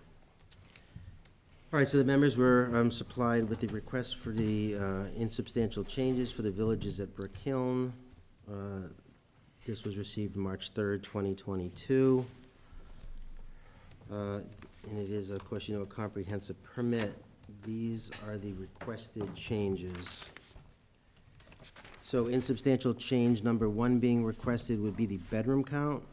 In its submittal of floor and elevation plans to the board, the applicant presented 7 different home designs as acknowledged in the decision, namely in finding number 28, but the applicant had not intended to, nor can it now, assign to each unit a style and a number of bedrooms, or limit the overall number of bedrooms in the project to 69. Design flexibility is key to marketability and family size, and need will dictate the number of bedrooms per unit. No condition of approval assigns design styles unit by unit, but finding number 28 does, and based on the calculation that follows, condition number 9 limits the project to a maximum of 69 total bedrooms, which include 3 bedrooms for unit 21. The applicant is requesting changes to the decision to address the foregoing. The applicant requests in condition number 9 that the maximum number of bedrooms presently stated to be 69 be replaced with 84. The applicant also asks for elimination of the statement in condition number 1 that the applicant shall also provide the elevations and floor plans for the proposed dwelling at Unit 21 for the board to review and vote. First, because the elevation floor plans provided to the board were and are examples of anticipated designs and not unit-by-unit assignments. See also 760 CMR 56.052C, requiring only preliminary architectural drawings and typical floor plans. Unit 21 has not yet been assigned an elevation or a floor plan. Second, and respectively, was and is beyond the authority of the board to issue comprehensive permit approval contingent upon further approval required later. And then they listed a few cases: Weld versus Board of Appeals in Gloucester, Tebow versus Board of Appeals in Shrewsbury, Peppercorn Village Realty Trust versus Hopkinton. So that's change number 1. Do you want to go through each one should we go through each one individually, or just go over in total? And it's up to you. They're long, so, Sorry, I mean, the that's, bedroom count? well, yeah, so the first insubstantial change being requested is the increase in the bedroom count, along with the limitation of the plans and elevations being supplied for House 21. So if we discuss each one individually, we could ward each one individually if you want. It's your call, Mr. Chairman, however you want to do it. The only thing I would say to you is that if you have any option or you have a choice to decide that some are insubstantial or substantial, anything you declare insubstantial is automatically approved. Is approved, Right. anything substantial. And anything that you decide is not would be set over for a future hearing. So do you want to, it's up to you, do you want to do them individually, or you want to? Yeah, might as well. All right, so, do we have any discussion or comments on substantial change number 1? I don't have any issue with it. Okay, so I have a comment on 21. So when we're given these projects, we're always given what the actual bedroom counts are gonna be. So I don't find it unusual that we have limited the bedroom counts to what we were given, which was the 69. So they're asking for an addition of 84, which is a larger increase in bedrooms that I would have expected would have been requested. On top of that, unit number 21 was the one unit that we had requested plans for originally through the process, and that was the lot that was in back that we were never supplied any plan at all, and they never said it would be one of the other floor plans or changes, so we based our decision only on the other lots. This increase in bedroom, and I thought that could be substantial, doesn't DHCD Yeah, so, clarification for what we should, how we should determine what's insubstantial. I can look it up, but I thought I had looked it up. so I would consider that amount of a decrease in bedrooms and also not having any information regarding 21 would be substantial and not insubstantial. Plus, we have a situation, I know there's gonna be another request in the earlier, but we also looked at the septic systems based on the original bedroom amount, so I don't even know what kind of effect that would have. We also had an issue with the water in the area with the water protection. You don't count nitrogen by bathrooms, you count them by bedrooms. Bedroom too. counts, yeah, the occupancy. And according to the CMRs, it says under, I don't have the exact site, the following matters generally will be substantial changes: an increase of more than 10% in the height of the buildings, an increase of more than 10% in the number of housing units Okay. proposed, reduction in the size of the site more than 10% in excess of any decrease in the number of housing units proposed, a change in building type, such as garden apartments, townhouses, or high-rises, or a change from one form of housing tenure to another. So focusing on number 3 there, number 2, an increase of more than 10% in the number of the housing units proposed. So that's on housing units, they're actually increasing the actual bedroom counts. So it's up to the board, but I would, my vote would be that would be substantial.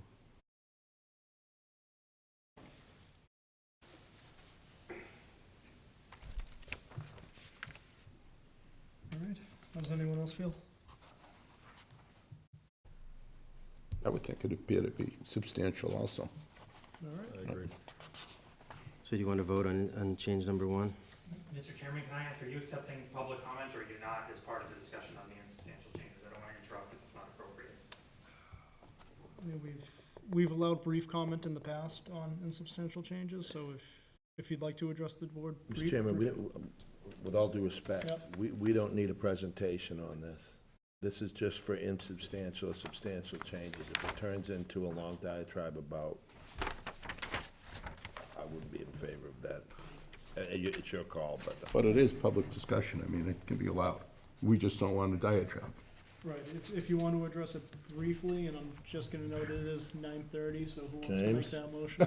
I want someone else to do it. I'm getting tired of long meetings. Mr. Chairman, I'd like to make a motion to go to 10 o'clock. Second the motion. Motion was made by Scott, seconded by James, to go to 10 o'clock. All those in favor? Aye. Aye. Okay. Thank you, Mr. Chairman. I'll keep my remarks on this change very brief. I understand it's not a public hearing, but I just want to offer a couple of points of clarity that might enlighten the discussion, maybe, maybe not. I'm Adam Costa. I'm an attorney with the firm of Mead, Tellerman and Costa. I'm representing Mr. Solomondo and Brick Hill Village LLC, the applicant and the requestor of these insubstantial changes. The bedroom count change, I think, and again, I was not a participant. I did not represent my client at the time of the initial application made to your board or the vetting of that application, but I have had many discussions. I've reviewed many meeting minutes. I've reviewed other materials that were submitted. My understanding of what was submitted, and again, I've reviewed the materials that were submitted, were plans, in fact, 7 total different styles for potential homes on the site. There was a lotting plan submitted, as is often the case with comprehensive permit developments or even subdivisions, showing where these house styles could potentially be placed on the individual lots. There was never any intention on the part of my client to commit himself to placing a particular house style on a particular lot. That really limits the flexibility when you've got potential purchasers who may not want to buy this particular lot with house style C or house style F. They may want house style B on that particular lot. And some of these house styles had 2 bedrooms, some of them had 3 bedrooms, and so on. So the design that was presented to the board at the time, and I have reviewed that as well, specifically I just sort of referenced the septic systems, was for septic system design that would handle 90 total bedrooms. That's how the systems are designed. What I'm proposing here, what we're proposing, what our request is to the board, is that the limitations, which in fact are only referenced in a finding, where it suggested that there were assignments of specific house styles to specific lots. What we're requesting is that misconception be cleared up, and that this limitation to 69, which was based upon going back to that lotting plan and saying, look, on the sample lotting plan, they put house style A on lot 1 and house style C on lot 2, and so on and so forth, that be eliminated, and that the maximum total number of bedrooms, based upon the septic system design and based upon the representations that were made to the board at the time, be limited to 84. So we didn't really propose this as we're trying to increase what we presented before. And this goes hand in hand with the reference to specifically unit number 21, where there's a reference in your decision to unit number 21. You didn't submit plans for 21. Well, you have all of the various housing style plans. We presented every plan to you. There are 7 different potential house styles. You have all of those styles. If the board would like to request, and I think this would be part and parcel of any comprehensive permit and building permit that ultimately issues anyway, an as-built plan that shows ultimately which styles get built on which lots, we would expect to submit that to the board, and we'd be happy to accept that as a clarifying condition. But that's all we're trying to accomplish with this first change, is to allow for the flexibility to place different house styles on different lots, so long as we don't exceed 84 bedrooms, which in fact is 6 bedrooms fewer than the septic system was designed for. So I don't know if that helps or not, but I wanted to offer that point of clarity to the board. Thank you. How does that impact affordable versus non-affordable houses? Well, this is just an addition of bedrooms versus house plans, so you'd still have certain lots, you'd still have a percentage. So it doesn't change the lot. Did we have lots identified before? No, they still have to do the percentage of actual, Didn't we have to that are identify affordable. the lots themselves at one time, or didn't we? I didn't review the whole thing, but. I didn't either, that's do right. it. I mean, Also, I don't think it's required, but we like Okay. applicants to do that. I mean, I think one of the problems that you're gonna run into is that, you basically have requested that a quarter of the houses be affordable, and you wanna have the same mix for affordables as you do for markets. And so, I guess the possibility exists that if the market rate units all want additional bedrooms, how are you going to have that translate to affordable? So I would just kind of advocate to the board that you want to have some type of plan in mind in advance, so that you know exactly what you're approving on which lot. I don't remember that being proposed in that context at the first hearing. No, I don't remember it being. And I don't know why it wouldn't have been if that was the intent all along, so I know we had requested some information on that last lot, just because we didn't have it. Could we get the information now before finalizing the vote? Well, no, I mean, right now, they're just looking for, is the addition of, so they're looking for 15 additional bedrooms from what we allowed. Do we feel that that is a insubstantial or substantial change? And also the house, the design on lot 20, it's lot 21. So we And didn't also get, the floor plans and proposed dwelling for unit number 21, which is the one we didn't never have. we plans didn't get the pre-designation of affordable, non-affordable, and it's too late to ask for it, so it's our fault. No, actually, The lots no. were designated. The lots are Oh, designated. that's what I'm trying to get. Yeah, those are already designated, but we wouldn't know, again, with additional bedroom counts, are they just adding them to, market rate units, affordable units? So the lots were designated, okay. Well, I personally just consider it substantial, because I know that we reviewed all this information in advance, and when we base our decisions, we would base them on usually number of bedrooms on top of the number of units. I know there were issues out there regarding, I'd have to review again the septic plan, but we had also asked about IA systems because we were concerned with water quality. So I wouldn't be in favor of this as being an insubstantial change. I'd consider it a substantial change, at which time they could come back, we would have a hearing, they could give us very definitive plans on exactly, what they're looking for, elevations, house plans, estimates, which lots are gonna have additional bedrooms, which lots or may not have additional bedrooms, is there gonna be an equity between market rate units and affordable units? Without that information, it's hard. it seems a little ambiguous with that much, that element of density there. That's a big project with a lot of houses. We also, when we did the project originally, we didn't have any appeals of any of these issues back when we approved it. You know, this is coming in now, so it doesn't affect whether it's insubstantial or substantial, but, So you making a motion? so I would make a motion that the requested insubstantial change number 1 be considered substantial, require a hearing. I'll second. So a motion was made by Bob, second by Scott. All those in favor? Aye. Passes unanimously. Insubstantial change number 2, which has to do with the length and location of a sidewalk. And again, I'll read this from the request. According to my client, no sidewalk was originally proposed as part of the project along the property's frontage, for example, on the adjacent Brick Hill Road. A sidewalk within the new roadway, also known as Josiah Path, was proposed and is a condition of the approval. During the public hearing process in the application, the applicant expressed a willingness to provide a pathway connecting the new development to the town forest trail system, Falmouth High School, and the town's athletic fields nearby.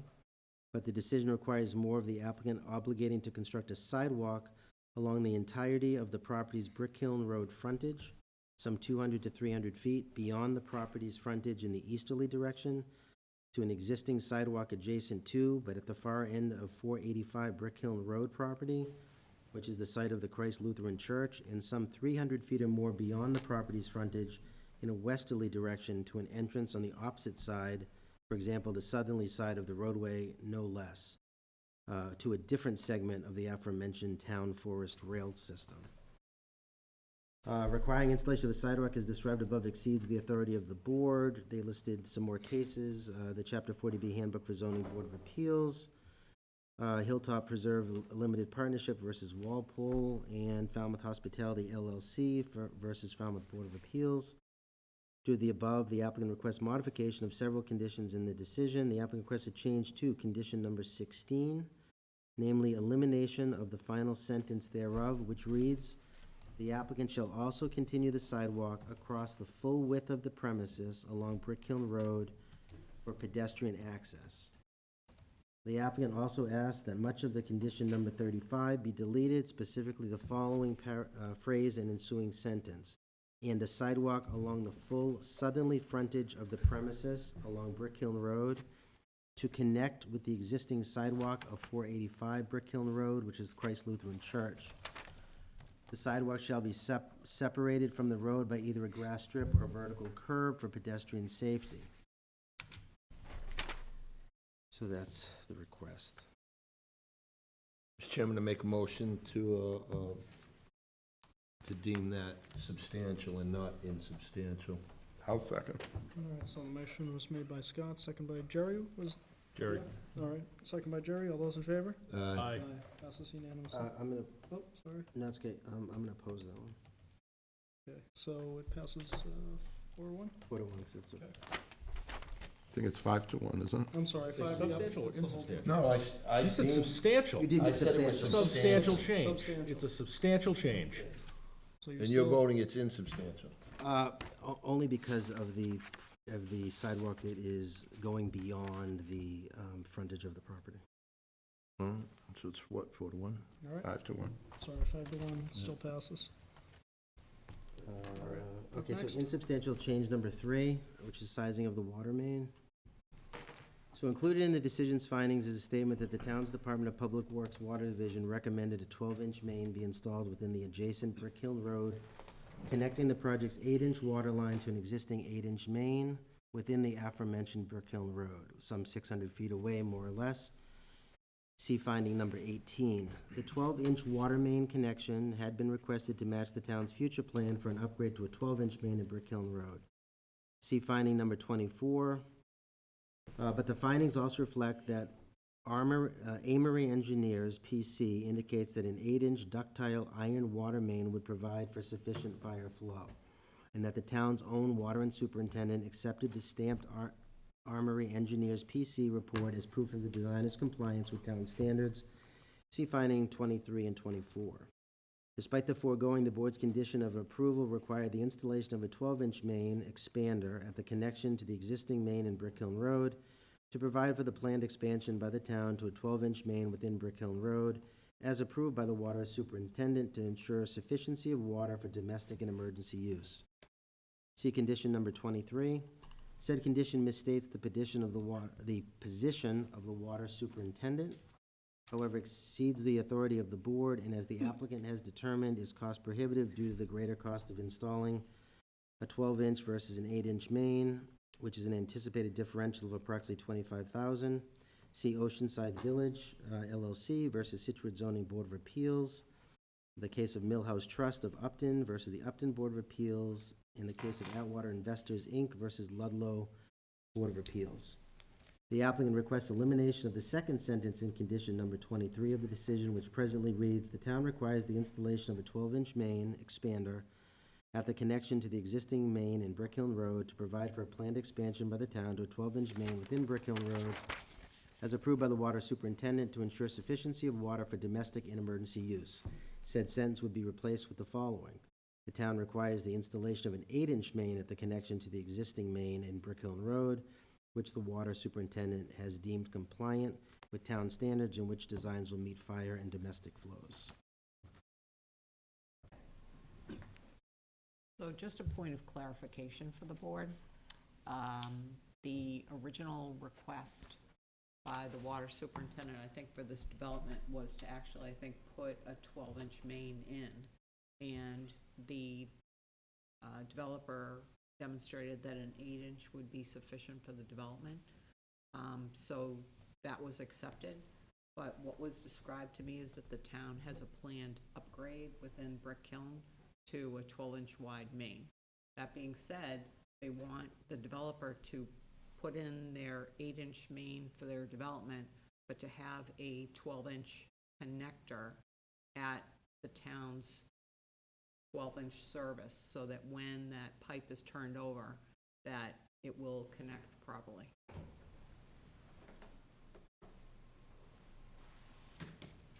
That's being represented at $25,000? I Mr. Chair. don't manage And that's a little, Yeah, that's a little costs. different than what's being described No, so it's, in the request, I think. I think, Mr. Chair, Yep, someone has, Mr. Salamando? Just a point of order, I'm sorry, Mr. Chairman. You all know me, it's my... If you're gonna speak, Mr. Salamando, I'm gonna have to ask you to, I'm sorry, Podium. I'll just make it short now. no worries. And I know, Noreen, I think you've got it wrong. The expander means it's like 400 to 500 feet long. It's not just a little piece.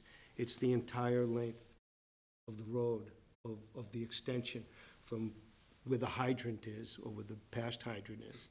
That's the upgrade. That's the extension. That's the piece that we have to put in. It's not just a connector. And I know, I should have called you back when we spoke before at your office. It's the whole way down Brick Kiln. That's what cost it's $26,000. I'm glad you got up there and said that, because with that being said, I would make the motion to deem that substantial, because I'd want to see the plans come back before us on that. So I'd make that motion to deem that substantial. So motion's made by Scott, is there a second? second. Second by Bob, all those in favor? Aye. Anyone opposed?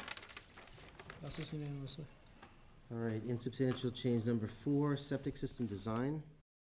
Condition number 37 of the decision requires my client to install innovative alternative septic systems, also known as IA systems, different than the traditional systems the applicant originally proposed, and to provide revised plans for these installations. To the extent that these plans would be subject to further review, the condition is an impermissible condition subsequent. See Peppercorn Village Realty Trust versus Hopkinton Supra. But irrespective thereof, the condition is far more problematic because of the additional expense imposed upon the applicant. The construction of 2 shared septic systems with denitrification units will add significant development cost as much as $500,000, and thereby render the project uneconomic by mass housing standards. It is noteworthy that the installation and use of IA systems is not a requirement of any municipal code or regulation. See 760 CMR 56.072A4. Local requirements and regulations must be applied as equally as possible to subsidized and unsubsidized housing. Also see Warren Place LLC versus Quincy Zoning Board of Appeals. Hack number 2017-10, August 17, 2018. The board acted inconsistently in its treatment of a traditional project and a subsequent comprehensive permit project, and thus failed to treat subsidized and unsubsidized housing as equally as possible within the meaning of General Laws, Chapter 40B. Additionally, while finding number 7 states that concern was expressed about nitrogen, phosphorus, cleaning products, pharmaceuticals, and household waste entering the developer's septic system, and neither cites nor provides any support for the referenced concern, or quantifies the alleged risk. See Washington Green Development LLC versus Groton Board of Appeals, Act number 2004-09, September 20th, 2005, regarding potential adverse impacts to drinking water supply and the possibility of contamination, were far too speculative to outweigh regional need for housing. In GP Affordable Homes Corp. Versus Falmouth Board of Appeals, Hack number 1989-24, November 12th, 1991, where this very board's denial of a comprehensive permit in partial reliance on fears of environmental impact on Perch Pond, for example, nutrient loading, was annulled because the town had not required or weighed the potential environmental hazard against the compelling housing need. For these reasons, the applicant asked for elimination of condition number 37, quoted above, in full such that it will be permitted to install traditional shared septic systems in accordance with Title V, not IA systems. Why did we require INA in the first place? We had multiple referrals and requests for IAs, including Cape Cod Commission, the Water Department, I think planning and maybe engineering. What was it in, and an the approved issue was INA the system? proximity to Long Oh, now you, Pond, which is the primary drinking water supply. okay, so we had that threshold on there. We had all that. We Yeah. had that. You know, you're referencing 1991 cases as case law. We didn't even have enough data on denitrifying systems back then. We didn't have the same information that we have now. No, I think it was just a matter of when we impose INA systems, the costs will speak for themselves. I was just, it's not, if it's in those other things, then, That's certainly an argument to be made, but I would, So besides that argument to be made, so they're quoting here that this could have an uneconomic development cost as much as $500,000, but if they're gonna say that it's an uneconomic cost, then we would need to see some kind of pro forma review on that. We don't have any information on what the cost I mean, that's only fair. Right. So, I mean, that's something that you wouldn't want to weigh without that information. no, so due to both of those, I would consider this substantial. As would I, I'd second that. yeah. All right, so Bob, you're making a A motion then? motion to, on the requested insubstantial change number 4, septic system design, that actually be a substantial change, which would require hearing review. All right, so that's Bob with motion. Is there a second? Second. Second by Scott Peterson. Thank you. All those in favor? Aye. Passes unanimously. And that's the only 3 requests, correct, Noreen? So that's the, I think that's it. That takes care of that one. That's all the requests, right, Noreen? There's one more, wasn't there? Well, we have a board administrative approval, but Oh, just- I want to No, make just sure on that this, takes I care want to of make it. sure that we don't miss something on. All right, so Do then we- we have. Do we recommend a potential hearing date at this point and get input from the applicant? Or- So Noreen, once If we- we voted them substantial, so now we need what, Right, Possible so date for you the- need to hold a hearing within 30 days, and we would propose April 21st. April 21st? All right, then I make a motion that the hearing date be scheduled for April 21st. Second. All right, so motion made by Bob, second by Scott. All those in favor? Wait a minute, the applicant, can he make it? So, Mr. Chairman, if I could, I have a conflict on that date, in the United States, so I can't be present. My client would like me to be, certainly we'd be happy to grant an extension of 30-day deadline to allow for a later hearing date, if you could do it, if you're meeting 2 weeks later on, I think that would be May May 5th? May 5th, I could do that date if that is convenient to the board. Can we make it? Noreen? May 5th? All right. With an extension, right? Yep. Yes, I'll state that for the record, and certainly I'll sign any extension form that's provided. Thank you. Much appreciated. All right, so I will update my motion, not to have the hearing on April 21st, but to have the hearing on May 5th, which is currently beyond the 30 days required by statute, but we do have testimony from applicant's representative that they will sign an extension allowing us to open the hearing on May 5th. All right, so the motion was made by Bob and Scott, the second it again. All right, very good. All those in favor? Aye. Aye. Okay, thank you. Thank you. Okay, All right, up next, we have a board administrative approval, application 22-21, Messner, 12 Vernon Ave in Falmouth, modifications to a previously approved plans with a vote anticipated. This should be pretty easy. So they attached the final plan. They're requesting to move the pool and hot tub a total of 2.9 feet south from the approved location, which was 17.2 feet from the south lot line. So the new location, instead of 17.2 feet, will be 14.3 feet from the south lot line. And, Tom's here, so maybe I'll show us that plan. Mr. Bunker? Thank you. For the record, my name is Tom Bunker, and yeah, I can pull up a plan if you'll allow me to. Sure. This is an application or request for administrative approval. I can show you, this was, so July, actually I had the year wrong on the revision date, it's July 21st, it was just last July with this last revision. This site plan for the pool was approved, and this hearing was done, was called to the Board of Appeals because of lot coverage, because we were over 20%, and the setback from what could be here, a front yard. There's some, not a dispute, but there was confusion because the house is so close to Irving Ave here, felt that Vernon Ave could be the front yard, and so we had possibly an accessory structure in a front yard with excess lot coverage, and it was, the swimming pool was approved in this location, 17.2 feet from the property line.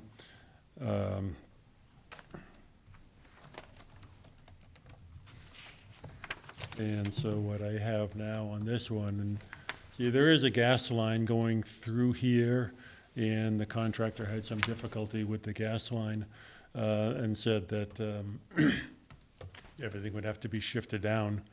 It turned out to be 2.9 feet to the south. So the setback approved was 17.2 feet, and this you go to 14.3 feet.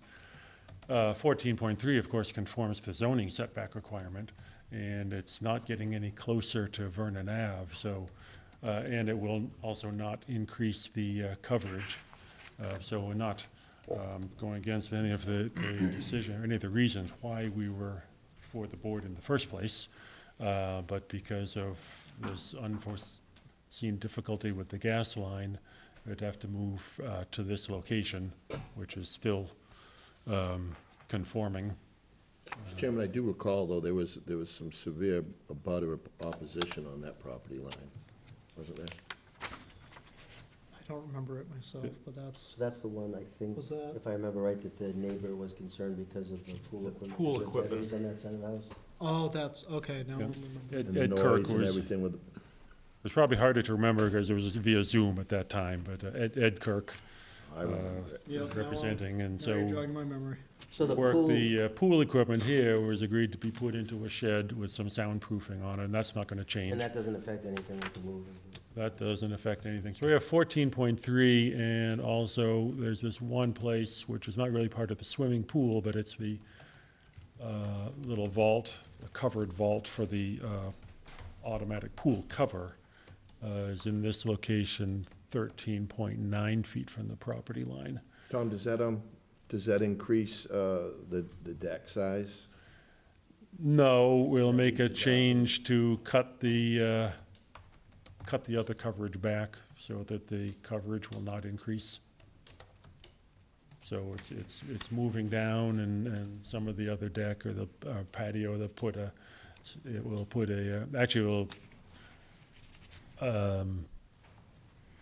yeah, there's some patio, and so that the area for the patio is smaller. There was a grass area here, and if there's patio still put in, it would be here, the the wall doesn't have to move, but some patio would have to be Yeah, because removed. when you move the pool down, you're gonna have to fill the gap at the top by the house, obviously. Right, and some of the area of the existing patio can be moved in, so. So is there a building requirement of the minimum size of the patio that has to surround the pool?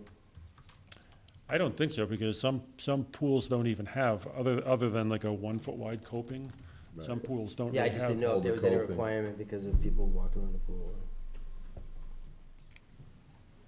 So I wouldn't have a problem with it, but he'll have to revise the plan so that there is no increase in coverage. No, would I? Yep. You guys? Yeah. So then I would make a motion to approve, but it must be accompanied by revised plan showing that the total lot coverage will not change. The lot coverage won't change. Will be balanced out, as you described. All right, so motion was made by Bob. Is there a second? Second by Scott, or I'll give that one to James. Why not? All those in favor? Aye. All right, Thank you. thank you. Good night. And it's 5:00. I nailed that. Board updates, anything? Board discussion? Anything for discussion? Any word on a new zoning building commissioner? I don't know if there's anything new there. No, that's what she said. So I don't know Noreen, tell me if this is improper or having it here or not, but if we have projects that we're being informed with have current violations on them, how do we handle those with, do we have to actually put them on the agenda to request enforcement, or You mean in general, right? in general, if any projects come in and they're reported as being in violation, what is the procedure at that point now? Can you, when that's received, touch base with zoning enforcement? Yes, yep, so what has been recommended is that if the board has concerns or feels that there's been some violation, that would be reported to the building department that's in charge of zoning enforcement, and that the board essentially stay out of it. And the purpose for that is that if there's a subsequent appeal to you about the enforcement, you have to We'd be have no able to prior input. hear it. So you can't order the enforcement. You can only order the building commissioner or the building department to look at a particular conditions and make sure that they're being Request, not enforced. order, right? So if anything comes in, then at that point, you would be We're requesting. working closely together to ensure that things are properly being managed. That was my only. All right, anything else for board discussion? Any future agenda items? Frank Duffy's retirement?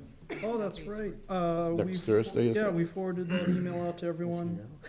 Next Thursday from 4:30 We to, should bring is that it up front. 6? I will be Yes, I think out of he's looked- state. I don't know if I think get it's back At the there. senior center? No, it's open. 4:30, Senior center. something like that. At the senior center. Good food there, huh? Should be the new, they should rent that place out. It's I great. can't wait to turn 65 to eat there. Best lunch in town. I was stunned. It was so good.